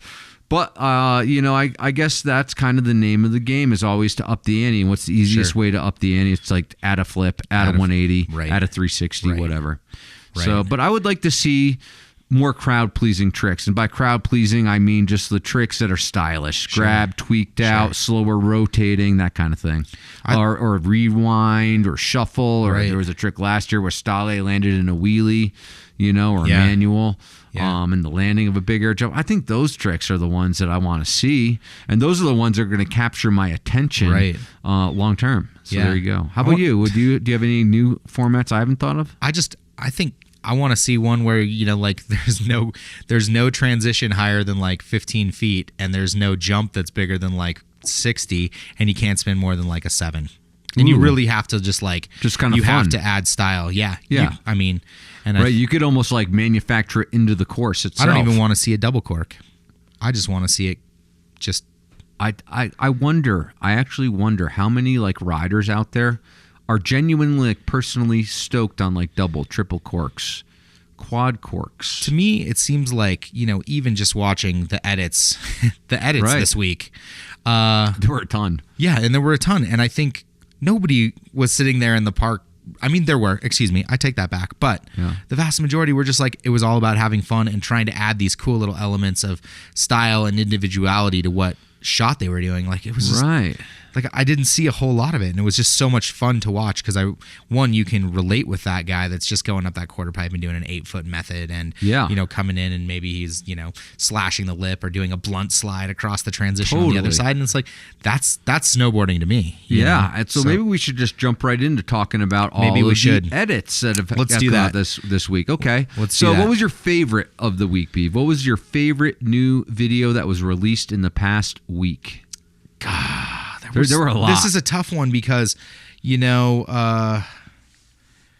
they all had their individual kind of points that were really cool. Yeah. And I don't know that I can actually pick out one that I thought was my favorite. You know, I have to laud the efforts of a few that I thought creatively they went and were like, you know what, we're going to revert back and say, like, let's shoot it on 16 or 8mm. What does laud mean?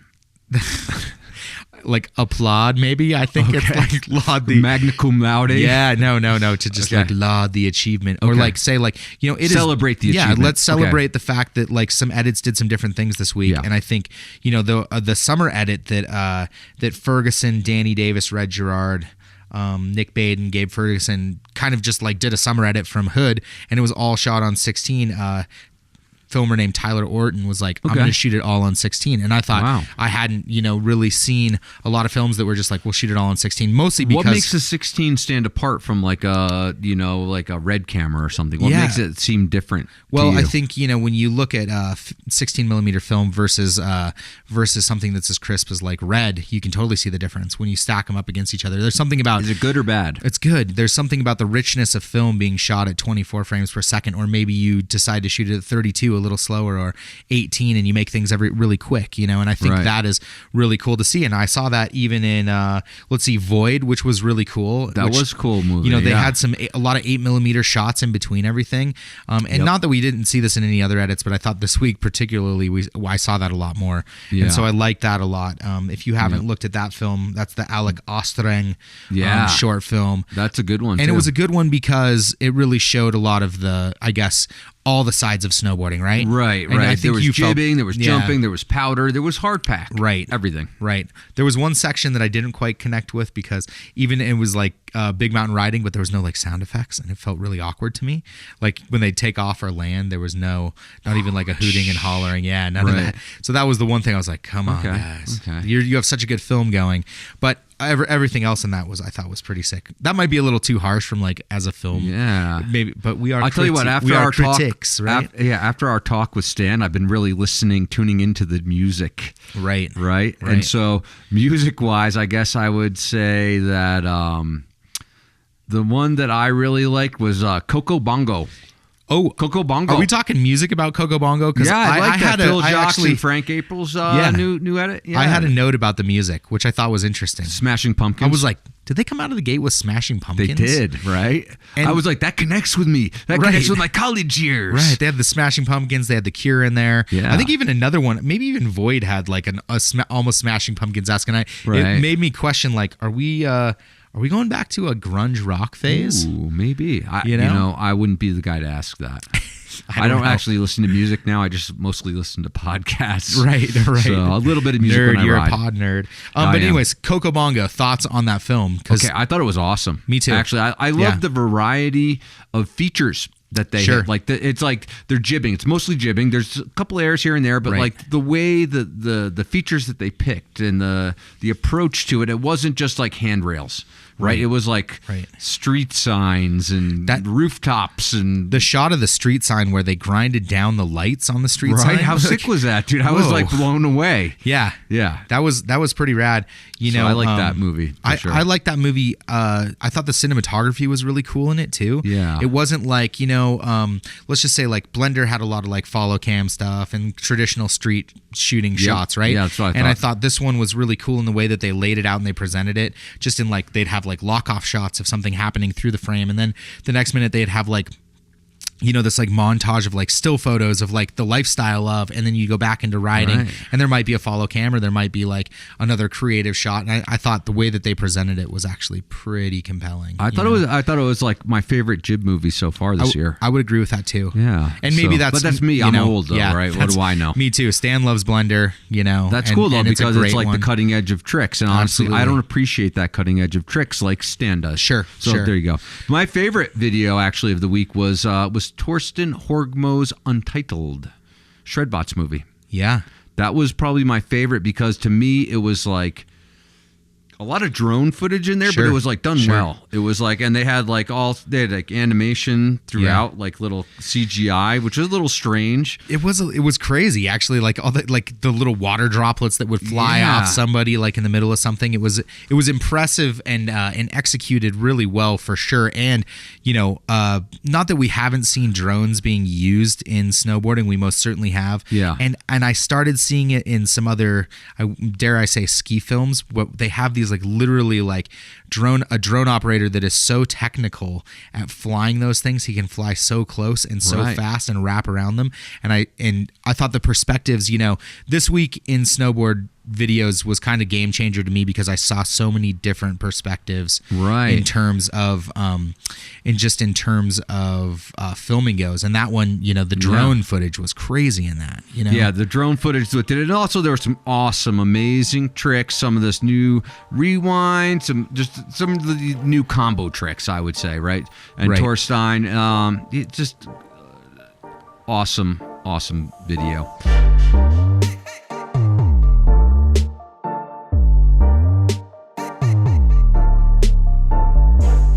Hey, what's up, guys? This is Beeve, sitting here with Sully in a room just talking about snowboarding. If you can believe it, we're just a couple guys with a couple microphones. The idea really was to make a podcast for the people by a couple snowboarders, and that's us.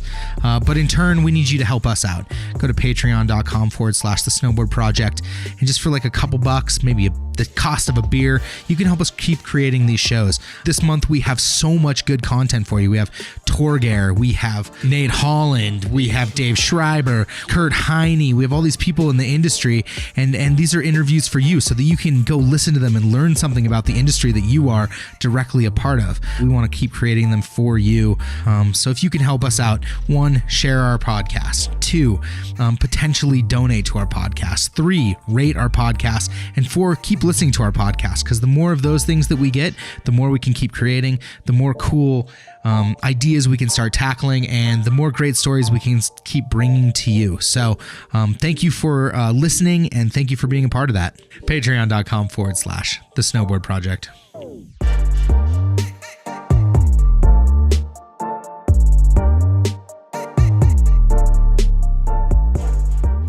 Yeah. And there were some other ones that got me stoked too, like RK1. We just watched that, and it was like Gimbal got at it first of all. So that just in and of itself says must watch. Sure. Right. But to date, like Gimbal God, we really haven't seen any like full production from Gimbal God. We've seen like clips, right? Yeah. And like you see, like he's like the king of Instagram. Sure.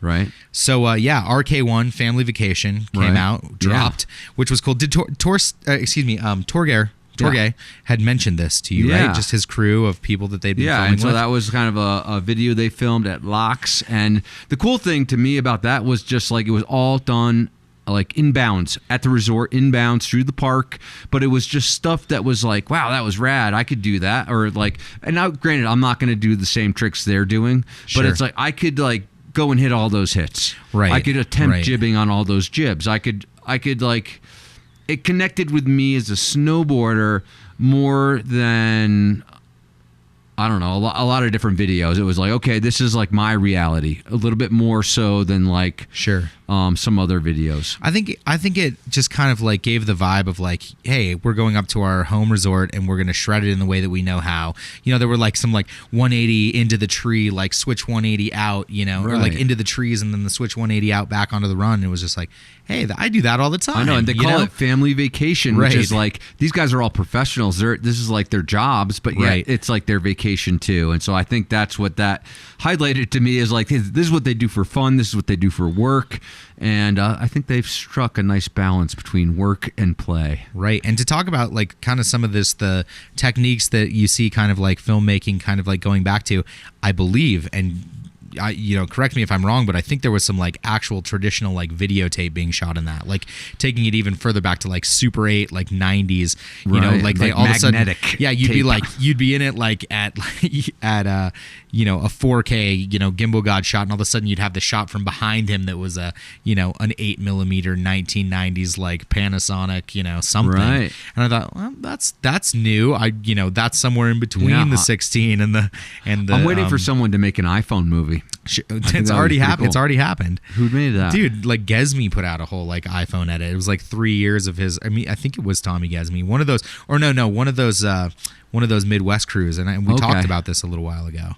Just it's not necessarily the tool. Right. But the other thing that I would just want before we move on, which I thought was interesting, as I was like looking through the credits or whatever, all of a sudden like Matroni's name popped up, and I was like, Matroni shredding, and it was like music by Luke Matroni, and a name that we just haven't seen around the snowboard industry for a while. What happened to Luke Matroni? From what I remember, I think it was maybe in New Zealand. He did he had that double flip in the pipe, and I think he knocked himself pretty good, and he was down there for a while recovering. And I'm not sure what CTE type thing. Yeah, maybe like a brain injury or just getting knocked. I tell you what, man, I think that's more common today than ever. Sure. I mean, the level of riding is so high now that it's almost inevitable that you're going to get concussed. Sure. At some point in riding. Sure, it's a pretty scary thing that you have that you get knocked so far out that you end up having to give up the sport. Or I don't know if he has, but he most certainly changed a little bit of a direction in a creative way. Right. And I noticed like all the songs were like they were produced by Luke, and it sounded like professional. They did. They did. They were professional. I think those Friends guys have always been into music, and I think I roll my eyes every time that Jack Matroni pulls a guitar onto a screen while he's like, excuse me, he's announcing like a U.S. Open or something. You're like, dude, just put the guitar down. Please don't. Yeah. But I was impressed by Luke's music, which is cool. So anyways, but that was a really fun one. These dudes have a fun time at their resort. Yeah, that was a cool video. And you know what? That brings up another point, actually. Well, we should get off videos here pretty soon. Sure. But here's one other point I want to make, which is like with this just the abundance of free, amazing video, by the way. It's like, what's going to happen to the paid snowboard videos, the absinthe, the betas, the kamikazes? Like, what's going to happen to these movies that you're actually supposed to buy? Because it's like, hey, I saw The Future of Yesterday. I saw the Untitled movie by Torstein. I saw a couple of great jib edits. There was like the Volcom video, Kabusta Gondola. Yeah. I mean, there was all sorts of like great free content out there. And so like, who is like now buying videos after seeing all these free videos? Dude. Right. And also, what does that say about the riders who dedicate their whole year to a video when, like, basically there's a whole different group of riders who are putting out content for free? But what does it say about a rider who dedicates his whole season to putting together, like, an edit, and you look on some of these ones and you're like, 8,000 views on Vimeo. What is that? Right. What does that that's the craziest part to me is like I watched the videos, got all stoked, and then I was like, well, let's check the views. Yeah. Right? Let's check the views. And to me, it was kind of crazy that these videos that like so much effort and like a whole season was dedicated, you were getting like 10,000 views. Crazy. Which is like, that's like, like a small, I don't know. It's not a lot of views basically for the sport of snowboarding, I would say. Totally. You know what? There's another kind of edit out there too, and I think it's an interesting one. It's almost like everybody gets together and they spend like 2 days just writing something over and over and over and over, and making a video out of it. And we saw one of those this week with just like the Bogus Project, which I thought was one of those relatable films that was pretty fun. Right. It was kind of like along the lines of RK1 in that they were riding a resort park. Sure. Which is like, okay, I can go ride park at resort. Yeah, I can see doing that. And it wasn't like anything like overly crazy at all, but the setup was kind of like, it looked really fun. Like the follow cams through it, you have like six or seven different hits, and you're following like this person on this like fun run. And I think it was relatable, which I actually really enjoyed the edit that came out from Sean Lucy, which just kind of highlighted Bogus. Right, like the bent metal binding edit from Bogus Basin, right? Yep, and the crew. Like the Boise crew, Maiden Boise crew. Yeah, the Maiden Boise crew, the Corey Mack and those guys down there. That's Derek cool. Weimer, who's a Boise guy, who's a snowboarder filmer. Yeah, I thought that was a cool edit too. And that just like related like everyday snowboarding, which is like, oh yeah, that's what I do. Right. I don't do triple cork 14s. Right. I go, jib the fun box. I go, try to slide the rail and make a full pull. I try to, do a backside 360. Like those, that's like in my realm of possibility, not like, Right. okay, first I'm going to like tuck for like 300 yards and then I'm going to go right between these two trees and then Right. launch 200 feet into the air into a 6 feet of powder. But in terms of like, we can spend another minute on this, but like, in terms of like filming something, like that's a whole nother thing. Like spend 2 days in a really tight environment with a lot of people that are just amping each other up and just bang, bang, bang, bang, bang, get awesome shots and put out a thing that gets equally as many hits. That's almost like a 10,000 hits. new take. Yeah, it's like I don't think it's a new take. I think it's happened, but it's like most certainly another type Right. of doing it. Like like Weimer put out an edit on it, Derek, like back in February, and it had like 10,000 hits. And that one is really, if you look at that one, like that one is awesome. Like, Right, and didn't dedicate a whole season to it either. Right, he dedicated 2 days, spent a couple days in the pain cave, like at his house, putting some awesome music to awesome shots that he knew of right away and put Right. it out there. And so there's another kind of if we're talking about like the death of movies or like the films, It like, might be. It might might be, like really. Yeah. I'm waiting for that guy that just goes, you know what? You're going to get pictures on Instagram, and that's all you're going to get, and you're going to get my season edit at the end of the year. Ooh, that would be a very bold move. And I'm going to do a film tour with it, and you're going to have to see it in the theater. Right. I mean, wonder that's who's like a gonna be that Travis guy. Rice kind of power move. That's like a Travis Rice Yeah. move. Or maybe the industry as a whole just says, like, let's do that and let's leave everybody else. I don't think the industry as a whole does anything. You're right. Okay. Yeah. So what else do we have to talk about today? There's our whole wrap All up right. of videos. There was a lot. Yeah, it is. All right. So some other things I was thinking about. Something kind of came across the Instagram, and I took some note. I saw that like Joey B, how you doing? How you doing? How you doing? How you doing? Have you seen that guy's stuff, by the way? I think I have. Yeah, yeah, you I mean, have. obviously I have. If I do, hey, how you doing? How you Right, doing? How you right. doing? Yeah, I know. A friend of mine, like I was living with my buddy Chris Erickson, who was he was like a junior designer for Smith, and he was Right. like, dude, he would be like, how you doing? How you doing? He showed me this guy, and he was like, my crew is Ice Coast Kills Shit, and I was like, what is Ice Coast Kills Shit? Was that his crew? Yeah, that was like his New York crew. And Upstate New York. Yeah, upstate New Okay, York. And I was okay. like, what an interesting name. They for had a powder, crew. by the way, in upstate New York this week. And Did they Vermont. really? Yeah, they got a little fresh snow. Well, how you doing? How you doing? How you doing, New York? I like how he does a trick and he's like, how you doing? How you doing? How you doing? How you doing? Right, He he tries does to it the count whole how time many during the times, trick, yeah. Which is kind of his That's a funny new thing. take on That's things. a new take. Yeah. I'd repeat something. It's like mumble rap. Oh, it's he kind of has created a persona in snowboarding that's just like around this one thing, which is awesome. Yeah. And I think he sells shirts or whatever. They sell shirts. Yeah, on Ice. okay. But anyways, I guess my point being is like, I was just thinking about cool crews kind of across the U.S. Yeah. And it's like, within we just talked about like the Made in Boise crew down in Boise. Yeah, there's and crews we have, everywhere like, all over the world. The Lick the Cat crew. What are some other crews you can think of? Oh man, I mean, I was a part of like different crews myself growing up. Like Yeah. I was kind of a cursory member of the VTSP, just kind of on the sideline. What is the VTSP? Vermont Slope Posse. That's the godfather of, maybe all crews. Right, was Jeff Brushy's crew. Yeah, Really? Like in the late '80s. No way. Yeah, that part of the boarding house, Andy Coughlin's boarding house, their whole like crew of like shop guys, like formed the VTSP. And then I was part of the Team Green crew, which was like the guys from like southern, like Connecticut, Massachusetts, Vermont. We were like a crew from there, and then part of the XLG Ghetto crew, which was like Nate Cole and Rowan Rogers and Dale Rayberg, and that was my crew in Colorado. Okay. So, Let me yeah. ask you, back in the day when there were like crews, was it highly competitive, or were you guys like, yo, fuck that other crew? Did you ever get like that, or was everybody mostly just like, they were like, hey, that's my posse, and yeah. There were. I don't think there was really any competitive rivalry. There was like ARA, Cobras, VTSP. It was more how we identified, like we were the XLG ghettos. We were like the youngest kids in Breck at the time. Oh, interesting. And so that was our crew. And then the older guys were like the Cobras from Vail, or the ARA. Right. And so it was just like a way that we identified ourselves, I Right. guess. And we, we were into like gangster rap music. So it was like our little like, I don't know. We weren't definitely not gangsters, but maybe we thought we were a little tougher than we were. Right. Yeah, maybe as teenagers. I'm not sure. I think get we that. were pretty tough, though. We were really tough, actually. I get that. Here in Sun Valley, we had the KSA. Ooh, yeah. real thuggy part of Idaho here. the Ketchum Snowboard Army. Yeah. I got to throw it out there. Okay. Yeah. And what did you guys do as a crew? Did you guys like have a gang sign? What was your sign? No, we didn't ever have a gang sign. No, but you know what?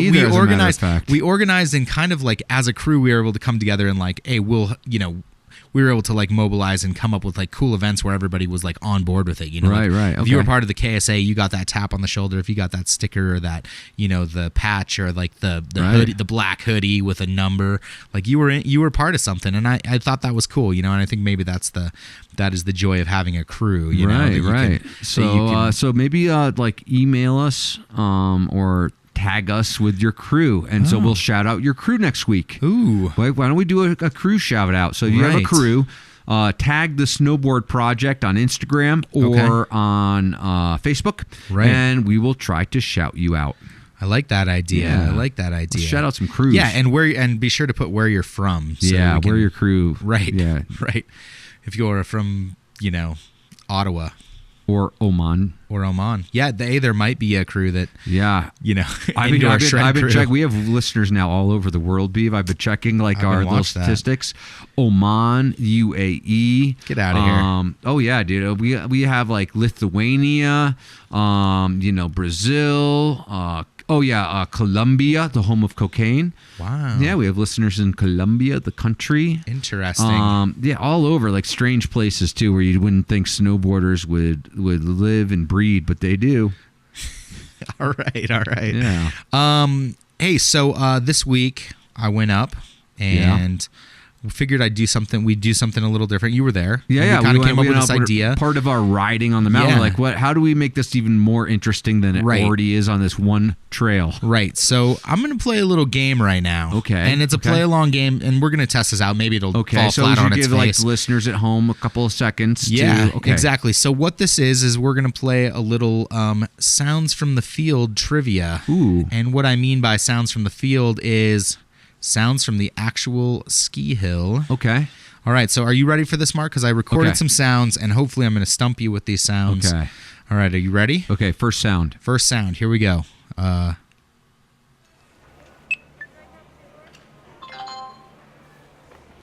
Okay. Do you know it? That sounds like my pass getting scanned. That's what I would go with, my pass getting scanned. Okay, we're going easy to hard. That was an easy one. Okay. That was pretty easy. I hear that all the time. That was your pass getting scanned. I just heard that 4 days in a row, maybe 5 in a row today. Okay. Later this afternoon. Okay, here's the next sound. Coming at you right. Oh, I know that sound too. You know that sound. That's your pass getting scanned. That is my lack of a pass getting scanned. Yes. That was last year's pass getting scanned. That was last year's. That was me trying to go through the line with last year's pass. It doesn't always work very well. Right, but you know what gets me always past? What? I'm part of the media, and this is a microphone. Right. Ways that you can get on the hill. So, that was, of course, your pass getting denied. Right. Or the visual sound of Mark Sullivan's Tinder account. What? That's not even fair. That was unfair. That's not even fair. I had to say it. Okay, all right. Let's hear the next sound. Here it comes. You ready? My Tinder doesn't have sound effects.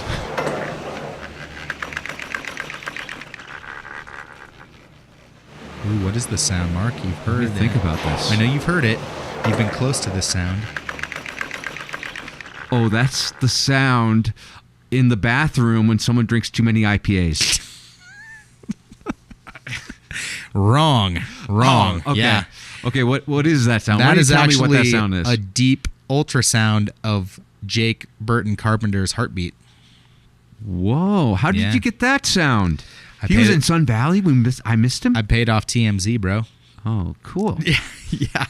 Cool. Yep. That's not what that sound is. What is that sound? No, that sound is actually the sound of you leaving the terminal at a lift. Okay. Yeah, that makes sense. Yes. Like rolling the lift, like going over the rollers, basically. Okay. Yeah, that makes sense. Yeah, that's okay. Here's the next sound. We're you ready both for this? wrong on that Ready one. for this? If you're using people for human slalom poles, then we'll stop. Here it comes again. If you're using people for human slalom poles, then we'll It's a guy saying if you're using people as human slalom poles. Trick question, Beef. I'm a snowboarder. I don't use slalom poles. If you use human as bank slalom poles. Oh, bank slalom. Okay. Trick question again. Bank slaloms don't use poles.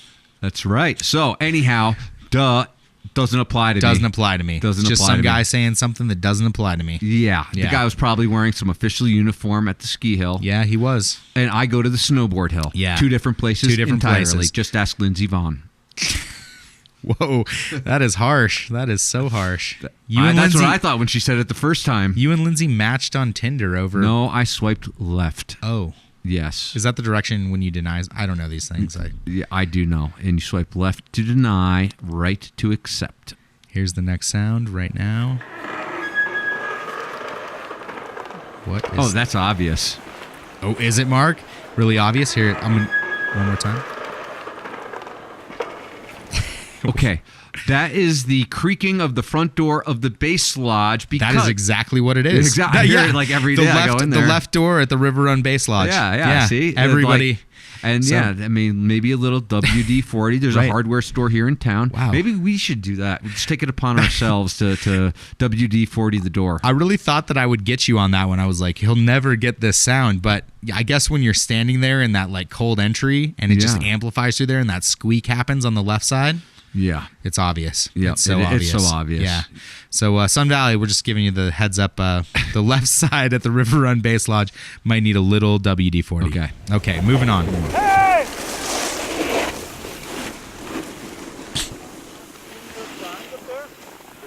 Yeah.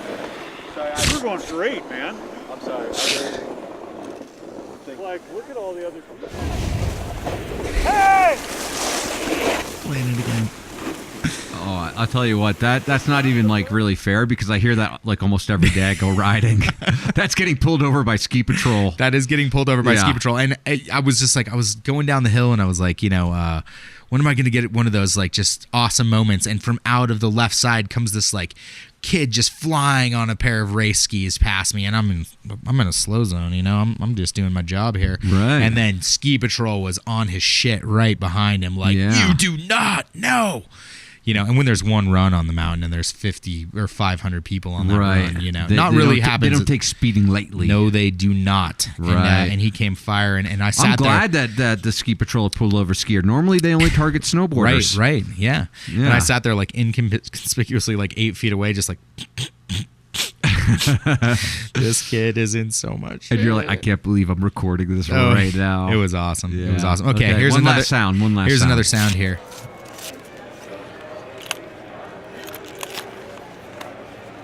It sounds like bindings. Oh, it does sound like bindings. Yes. Okay, that's definitely not bindings. That's someone taking off their ski boots. Wrong. Wrong?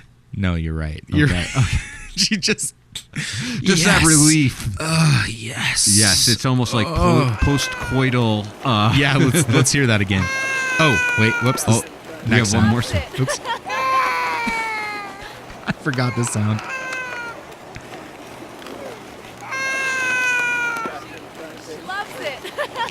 What did she say right there? She said she loves it. Okay, that is a kid being forced to ski and not snowboard.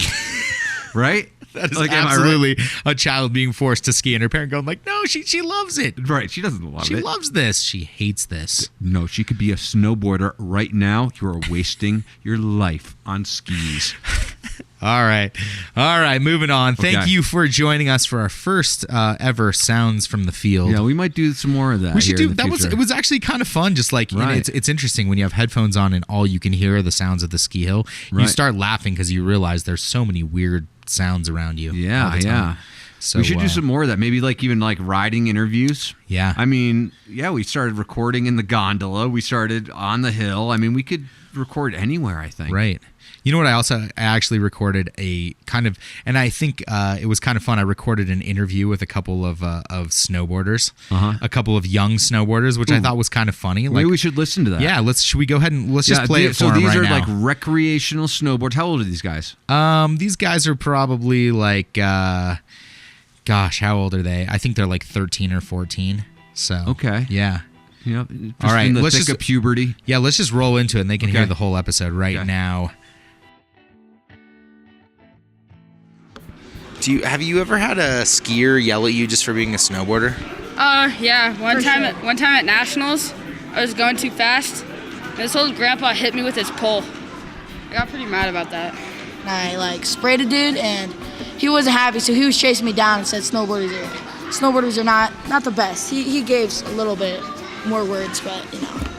Right, he used some of those profane 4-letter words. Yeah, I know how that goes. I've been there. Yeah, for sure. Yeah. What are your goals for the season this winter?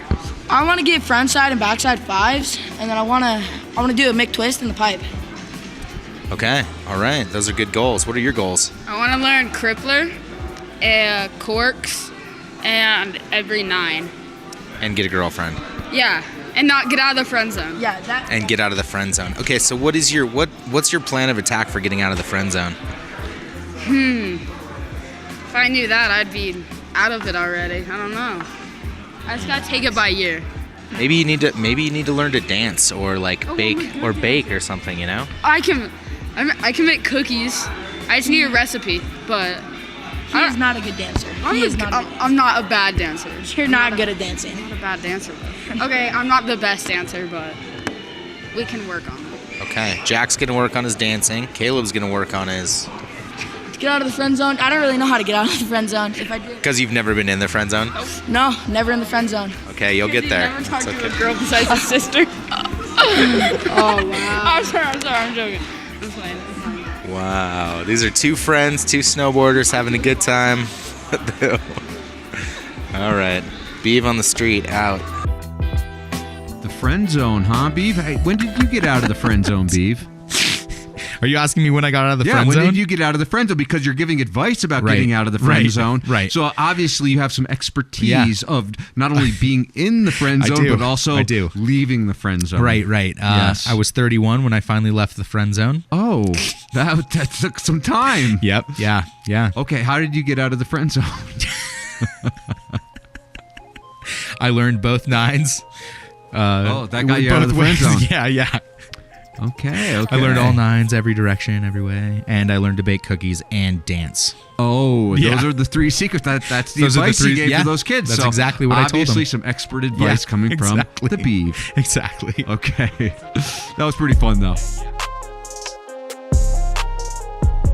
Hey, what's up, Snowboard Project listeners? I know you're probably sitting on the couch or in the car or somewhere with another friend of yours who is also a snowboarder who is sitting there scrolling on his phone, on his Facebook, on his Instagram, and he has no idea what a podcast is. So here's what I want you to do. Here's the challenge. You need to walk over to your friend, grab his phone, scroll down and find that little purple podcast button that he has no idea has never opened, and I want you to press it. And you are going to do him the biggest favor of his life right now. You are going to subscribe him or her to the Snowboard Project. And then you're going to rate us 5 stars and you're going to throw him his phone back and say, "You're welcome." They get to listen every week to 3 different stories, a couple from, other snowboarders just like them, or maybe an industry person that will give them the great information they want to know about design, or maybe about, marketing themselves, or maybe about just snowboarding and being a competitive snowboarder. And you're also going to get news, and news that's not just past the, next 180 or the 1620. You are going to hear things about the adventure, the friendship, and you are going to hear about the experiences of doing what you love, which is snowboarding. Hit the purple button, subscribe him, rate us, hand the phone back and say, "You're welcome."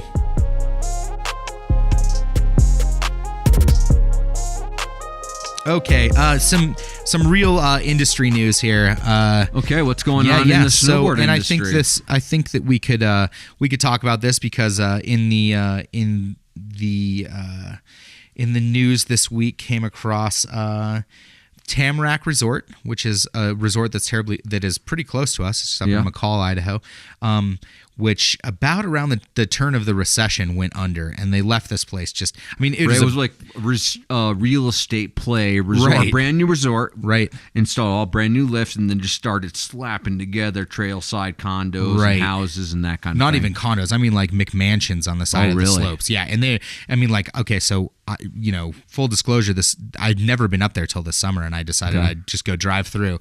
This place is like this gorgeous setting of a mountain, and they have all these slope side houses that go halfway up the hill. You can drive all the way to the top of them, and then there's just like this whole base area that's just like completely unfinished, like Tyvek still slapped on the side of it. It's kind of sad actually, because I remember Tamarack being this just like amazing idea of a ski hill. They even had I believe they had a couple of USSA what am I saying? You announce all of them. God, the Grand Prix. Yeah, they even had a couple Grand Prix there. You know, it was like sick. There's a mountain that's doing it, and then all of a sudden it just like it went under. The head guy like fled the country and left it just completely fucked. And so at least it's going to come back now, and they're going to be able to get some of the money out of their investment in their real estate, because that's what the thing was, real estate. Right. Well, yeah, I'm not sure exactly how they're going to do it, but I mean, some good things that I saw was basically they're going to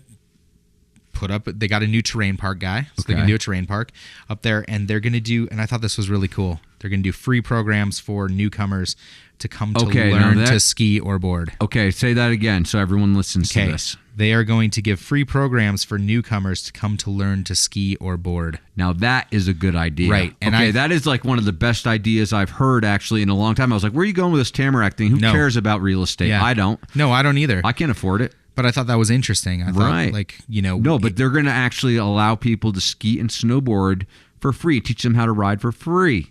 I think if they're a newcomer, because they want to introduce people to their resort and make it inclusive, which I think we've seen a trend in the other direction in the ski and snowboard industry. Right. It's gotten so expensive, it's priced people out of the market, I would say. Right. To a large degree, anyway. So that's pretty core of a resort to make that kind of a statement. That they're going to do that, because from what I traditionally hear is that Tamarack kind of came in and were like, we're going to make this place so exclusive and cool, and they kind of forced all the locals that were just kind of the run-of-your-mill like guy that just lives in town, they couldn't go up and ride. Yeah. They had like all these, it was crazy. So interesting. So that's, I guess, good news. That is good news. That's good news. I'll count that as good news. Right. For sure. Okay.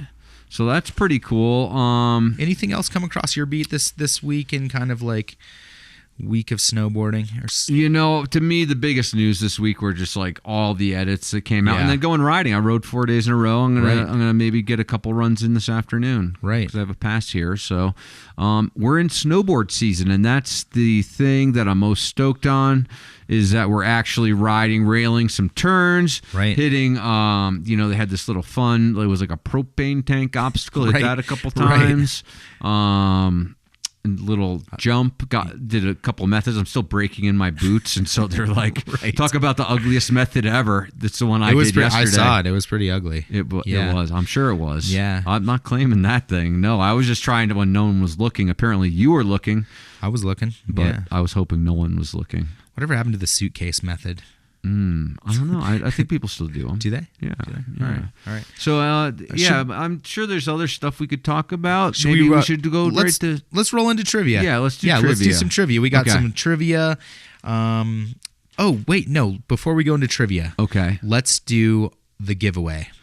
Are we going to give that away? Did you get 50 entries? I didn't get 50, but I got like 25. Well, maybe we should wait another week for 25 more. I mean, sharing it is the deal. We're trying to grow this organically. All right. So this week I tried to give something away, and I was really hoping that like 40 or 50 people would like share the post. And I thought that's not unreasonable to think of. But share the post, share an episode. Excuse me, share an episode. So here's what I had. A 1990 gyrator, K2 gyrator. HP with a pirate radio sticker.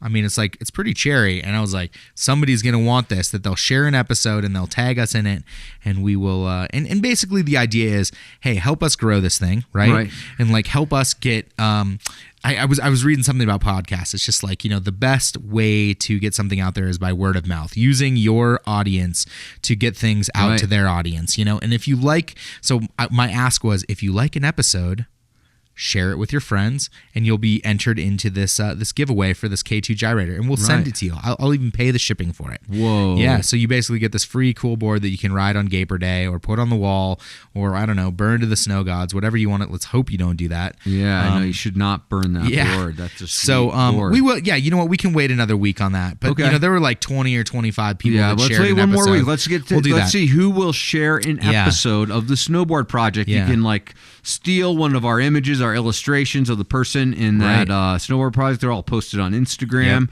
We also post them on our Facebook page, and I post them other places too. Speaking of, and we'll just hey, you know what? Help us out.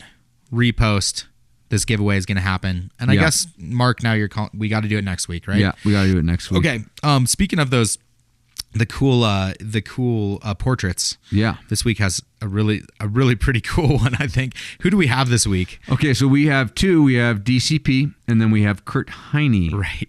Yes. And Heine's was really the one that I was like... Yeah, so he was like a straight-up metalhead in high school. Was he really? Yeah, like gel, hairspray, frosted tips. He talks about it in the interview. Okay. Spandex. I can see that because Heine and I have been friends on Facebook for a number of years, and I follow some of the stuff, and I just see him at like Metallica concerts. Like, oh yeah, this is Slayer, crazy. Metallica. Slayer, yeah, he's always at concerts. He's okay. He's got a good interview. I listened to it this morning actually, just to review, and yeah, it's really interesting. I mean, he has so much experience. He helped, get Peter Line out there, Sure. Todd Schlosser, Sure. Dave Lee.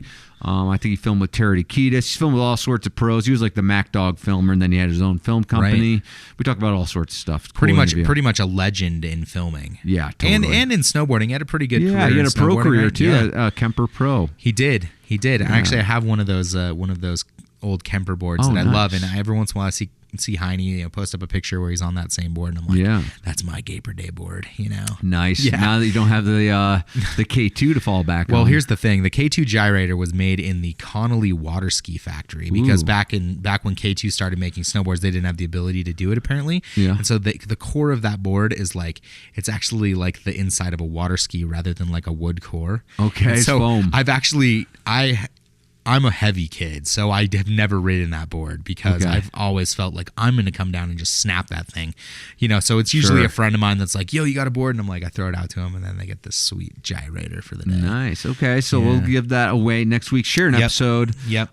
Whichever one you like, tell your friends. Just help us grow this thing. Yep. Let's go into trivia, Beeve. All right, let's do trivia. Trivia this week, this last week was all about Super Park. Okay, good. I was at Super Park a number of times. You were, and you were actually kind ran of, it. Yeah, you did. We know that because you talked about it last week. You want to talk more about yourself? Yeah, let's talk all about me. Let's not talk all about you. Anyways, trivia, Super Park trivia. Yes. Okay. First question. What do we got here? What year did Travis Rice first get into Super Park?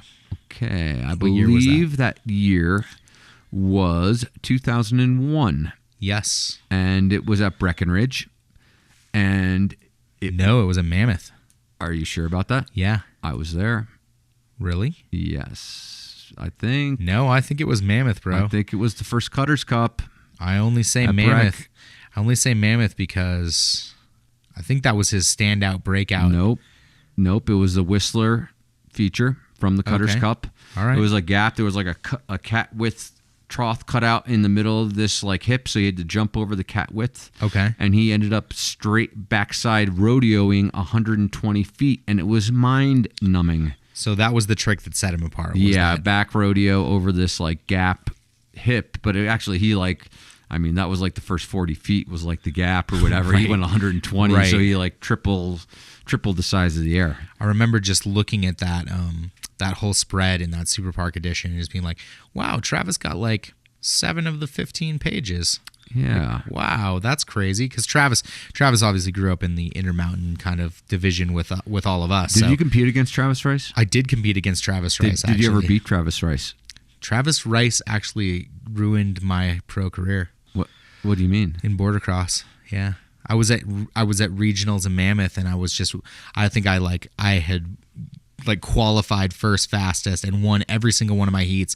And here I am in the gate of like semifinals, right? Like I'm going to the finals, I'm killing everybody. And I had been getting the whole shot and taking everybody in the first turn. And it was like, I look in the gate and it was like me, Wyatt Caldwell, Travis Rice. And at that time, I think there were 6 across. Yeah. So there were like I think 3 going more. Back to 6 across. Yeah, it was wild. And I remember just being like, I'm just going to totally rule this one. And the first turn, Travis hits me from behind in my tail, and I skid off and go flying over the first berm. And I remember flying through the air over the freaking berm, and I hit a tree dead center in the middle of my snowboard. Oh, and fell to the ground. And that was the end of my hopes to make it to nationals, which would have resulted in a career in border cross. Right. Thank you, Travis, for just ruining my. Wow. Well, at least you and Travis have something in common. What's that? I don't know. You both raced border cross. We both raced border cross. Tried to make it to as nationals. Kids. Okay. Anyways, the trick that set him apart was a backside rodeo on the super booter, the hip tabletop, 127 foot. And that was monstrous. And that video, that Rozzy video that came out in, I remember. Just he was on Rozzy back then. Yeah, he was. It was actually a couple of years before LibTech. Right. He rode for Rozzy for a number of years. He was actually living out in Mammoth that year with all of us, and I remember after that happened, we never saw Travis again. He just went. I think it was like Hostenik. Yeah, Hostenik basically like tapped me on the shoulder. I think I was running Super Park then, and he was like, "Hey, this kid, grew up at Jackson Hole. His dad's a ski patroller. He's got it." Right. And I was like, "Okay, let him in." Right. I was like the gatekeeper. And Hostenik then was like, "You're coming with me to Alaska," and took him to Alaska for like a month after that. And then after that happened, the rest is history. Yeah, we never saw him again. Yeah. I think he got shipped like 15 boards, and they just sat at the house until all of us took him and went and rode him. Nice. And we never gave him back. Right. Anyways, okay. Back to Super Park trivia. Yeah. After a long waylay, how long did the Cutters Cup last? And the Cutters Cup was a spin-off. Explain the Cutters Cup was just like a kind of a version of Super Park. And so we did Super Park. It was always about this photo shoot, and the athletes would show up, and all our senior photographers at Snowboarder Magazine, which I was running at the time, would show up, and they'd take photos, and then we'd make a big feature, an editorial feature. And really, Super Park was really kind of one of the things that helped promote park riding in the very beginning of snowboard parks. Right. And so the idea was to gain exposure for the idea of manufactured terrain, which actually didn't really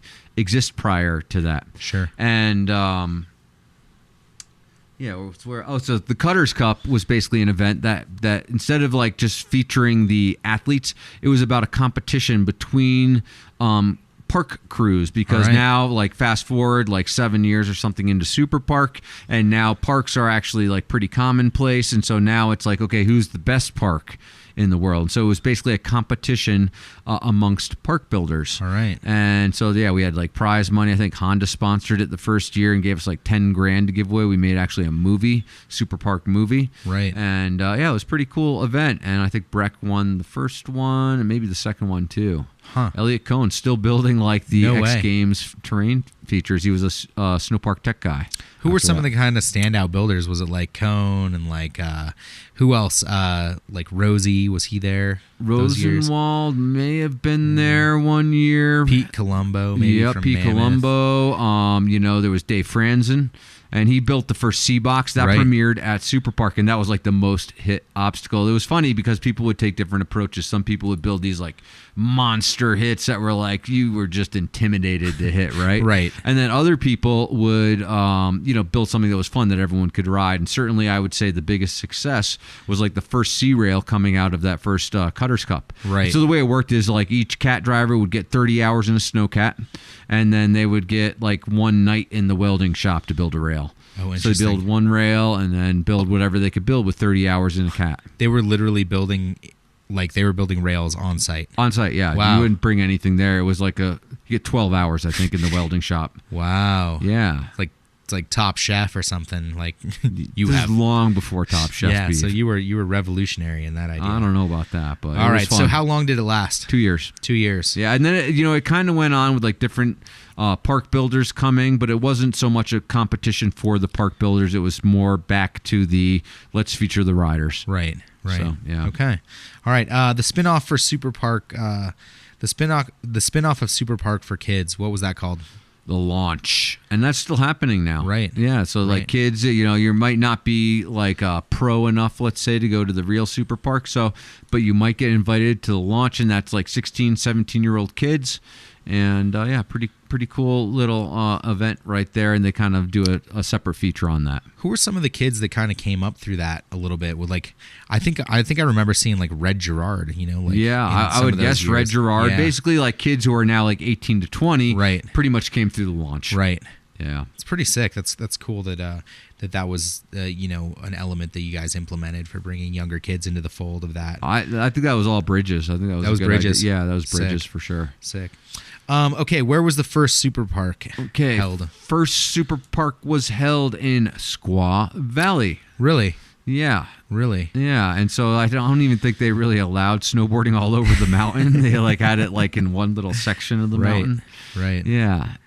That's pretty cool. Did you go to that first one? I did not. You that did was not. like I was like in college maybe, or trying to be a pro rider in Breckenridge at that point, and did not get invited. Clearly not pro enough. Not pro enough. No, but I don't think any of my crew, the XLG Ghetto crew, like Dale Rayberg and Roland Rogers, those guys didn't get invited right. either, and they were definitely more qualified than me at that point. Right.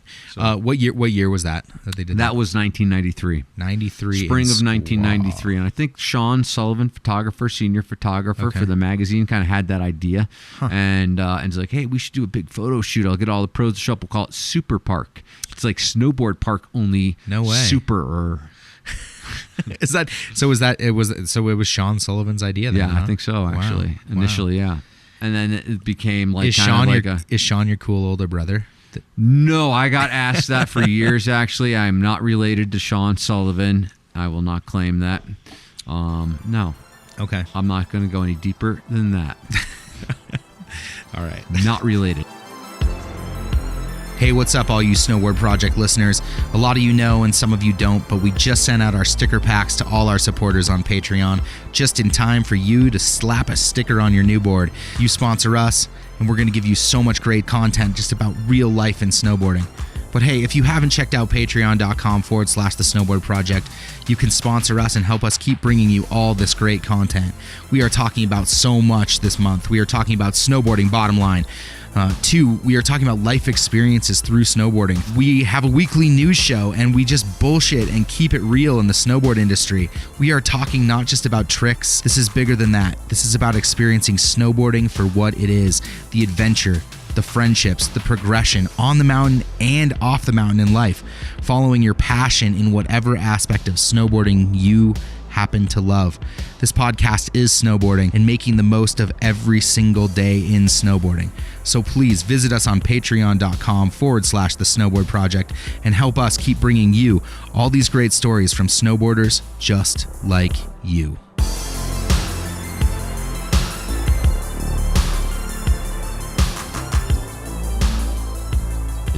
Okay, let's move on to some trivia for this week. Okay, for you new guys. trivia. Let's do it. We kind of had a theme of like snowboarding in the mainstream or washed up snowboarding in the mainstream. Ooh. Yeah. Okay. Who's washed up now, Beav? Okay, what? Who's washed up now? No. Okay, that should be a new segment that we do. Who's washed up Look now? Who's washed up now? Right. Yeah. Some like current pro that just turned 22. Like, I mean, that actually happens. True. Yeah. I mean, it's hard to hold on to that career. It absolutely is. Yeah. Okay, so washed up snowboarding in the mainstream. Okay. What year did Cool Boarders come out? Ooh. Do you remember that? Cool I do. Boarders? It was a video game. So I actually went on this. They were making like an ad for TV because it was like promoted. This is like when video games were getting like they had ads on TV or whatever. And I got flown. My very first trip to Alaska was like right when I started at Snowboarder, and basically we got flown on like a ski plane up to a mountain, and we watched them film this commercial in snow. There was no hill. It was like a flat glacier. We flew up and stood on the snow all day, and like these like LA actor guys were like, "Whoa, dude, sick!" Right? And it was like this full like TV commercial that was just like super bro broad out, but it was cool. First trip to Alaska. I just can't even imagine. That's awesome. You got a trip to Alaska to go see that. To go watch them film a TV commercial. They were like, "Oh well, we're spending like all this money on this. Let's fly in some editors." Wow. And we did like a little sidebar maybe in the magazine or something, and then they bought a bunch of ads for the thing in the magazine. It was good to be an editor back then, huh? Yeah, it was. Wow. Okay, so the question was, what year did Cool Boarders come out? Okay. And then kind of a follow-up question to that was, name 2 riders that were featured throughout the years in Cool Boarders, and there were a bunch of them. Yeah, there was like a series of Cool Boarders games, so they must have been pretty popular. There were a couple even like less popular riders I remember being in that game, like that were just like. I mean, I think name one of the less popular. No, riders. I'm not going to do that because this is the question. Trivia question. Yeah. But I might be wrong. I might be wrong. The most obscure rider though will rise to the top. If you name like someone who's super obscure who was in that, that gets extra points. Right, totally. Okay. And then name the pro snowboarder that was in the movie Out Cold. I know you know it. I do know it. Yeah. I don't know if he's washed up or not. Yeah. Oh, dude. Well, you're the one who called this washed up trivia. Okay. Yeah, right. Okay, that was unfair. Yeah. But I'll tell you what he didn't do. What didn't he do? Stick his dick in a hot tub jet. Ooh.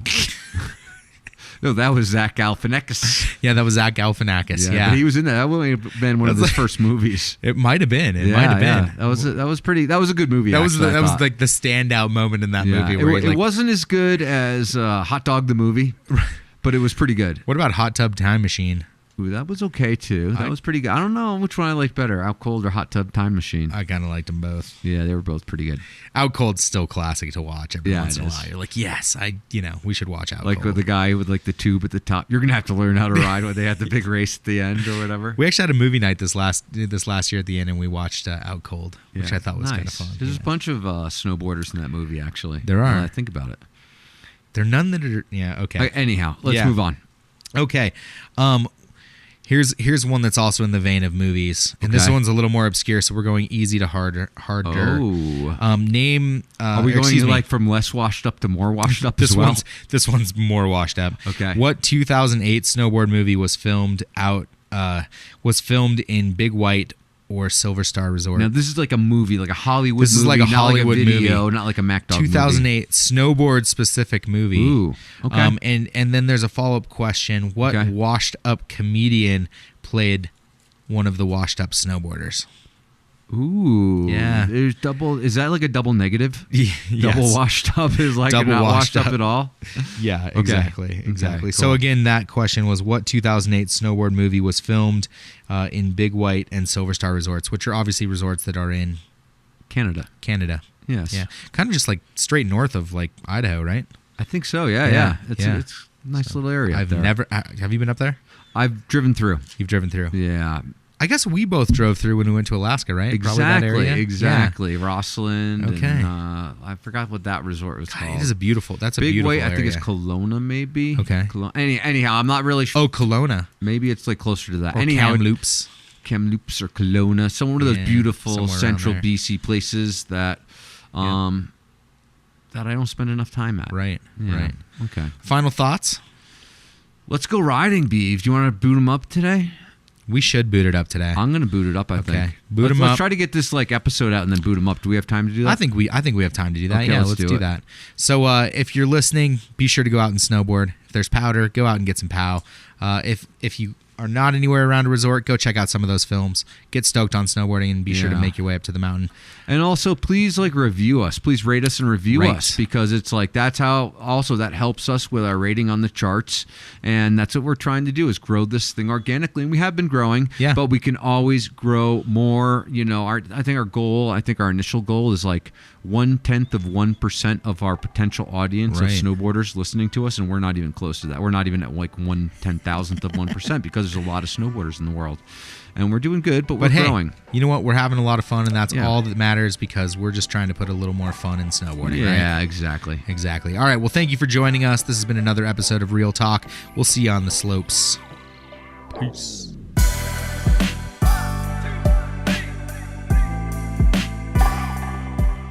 On behalf of Mark Sullivan and the Beeve, thanks for listening to the Snowboard Project. Remember, ride fast, take chances, dream big, and take action. And for God's sake, don't forget to support advertising-free snowboarding media at patreon.com. The Snowboard Project. The Snowboard Project.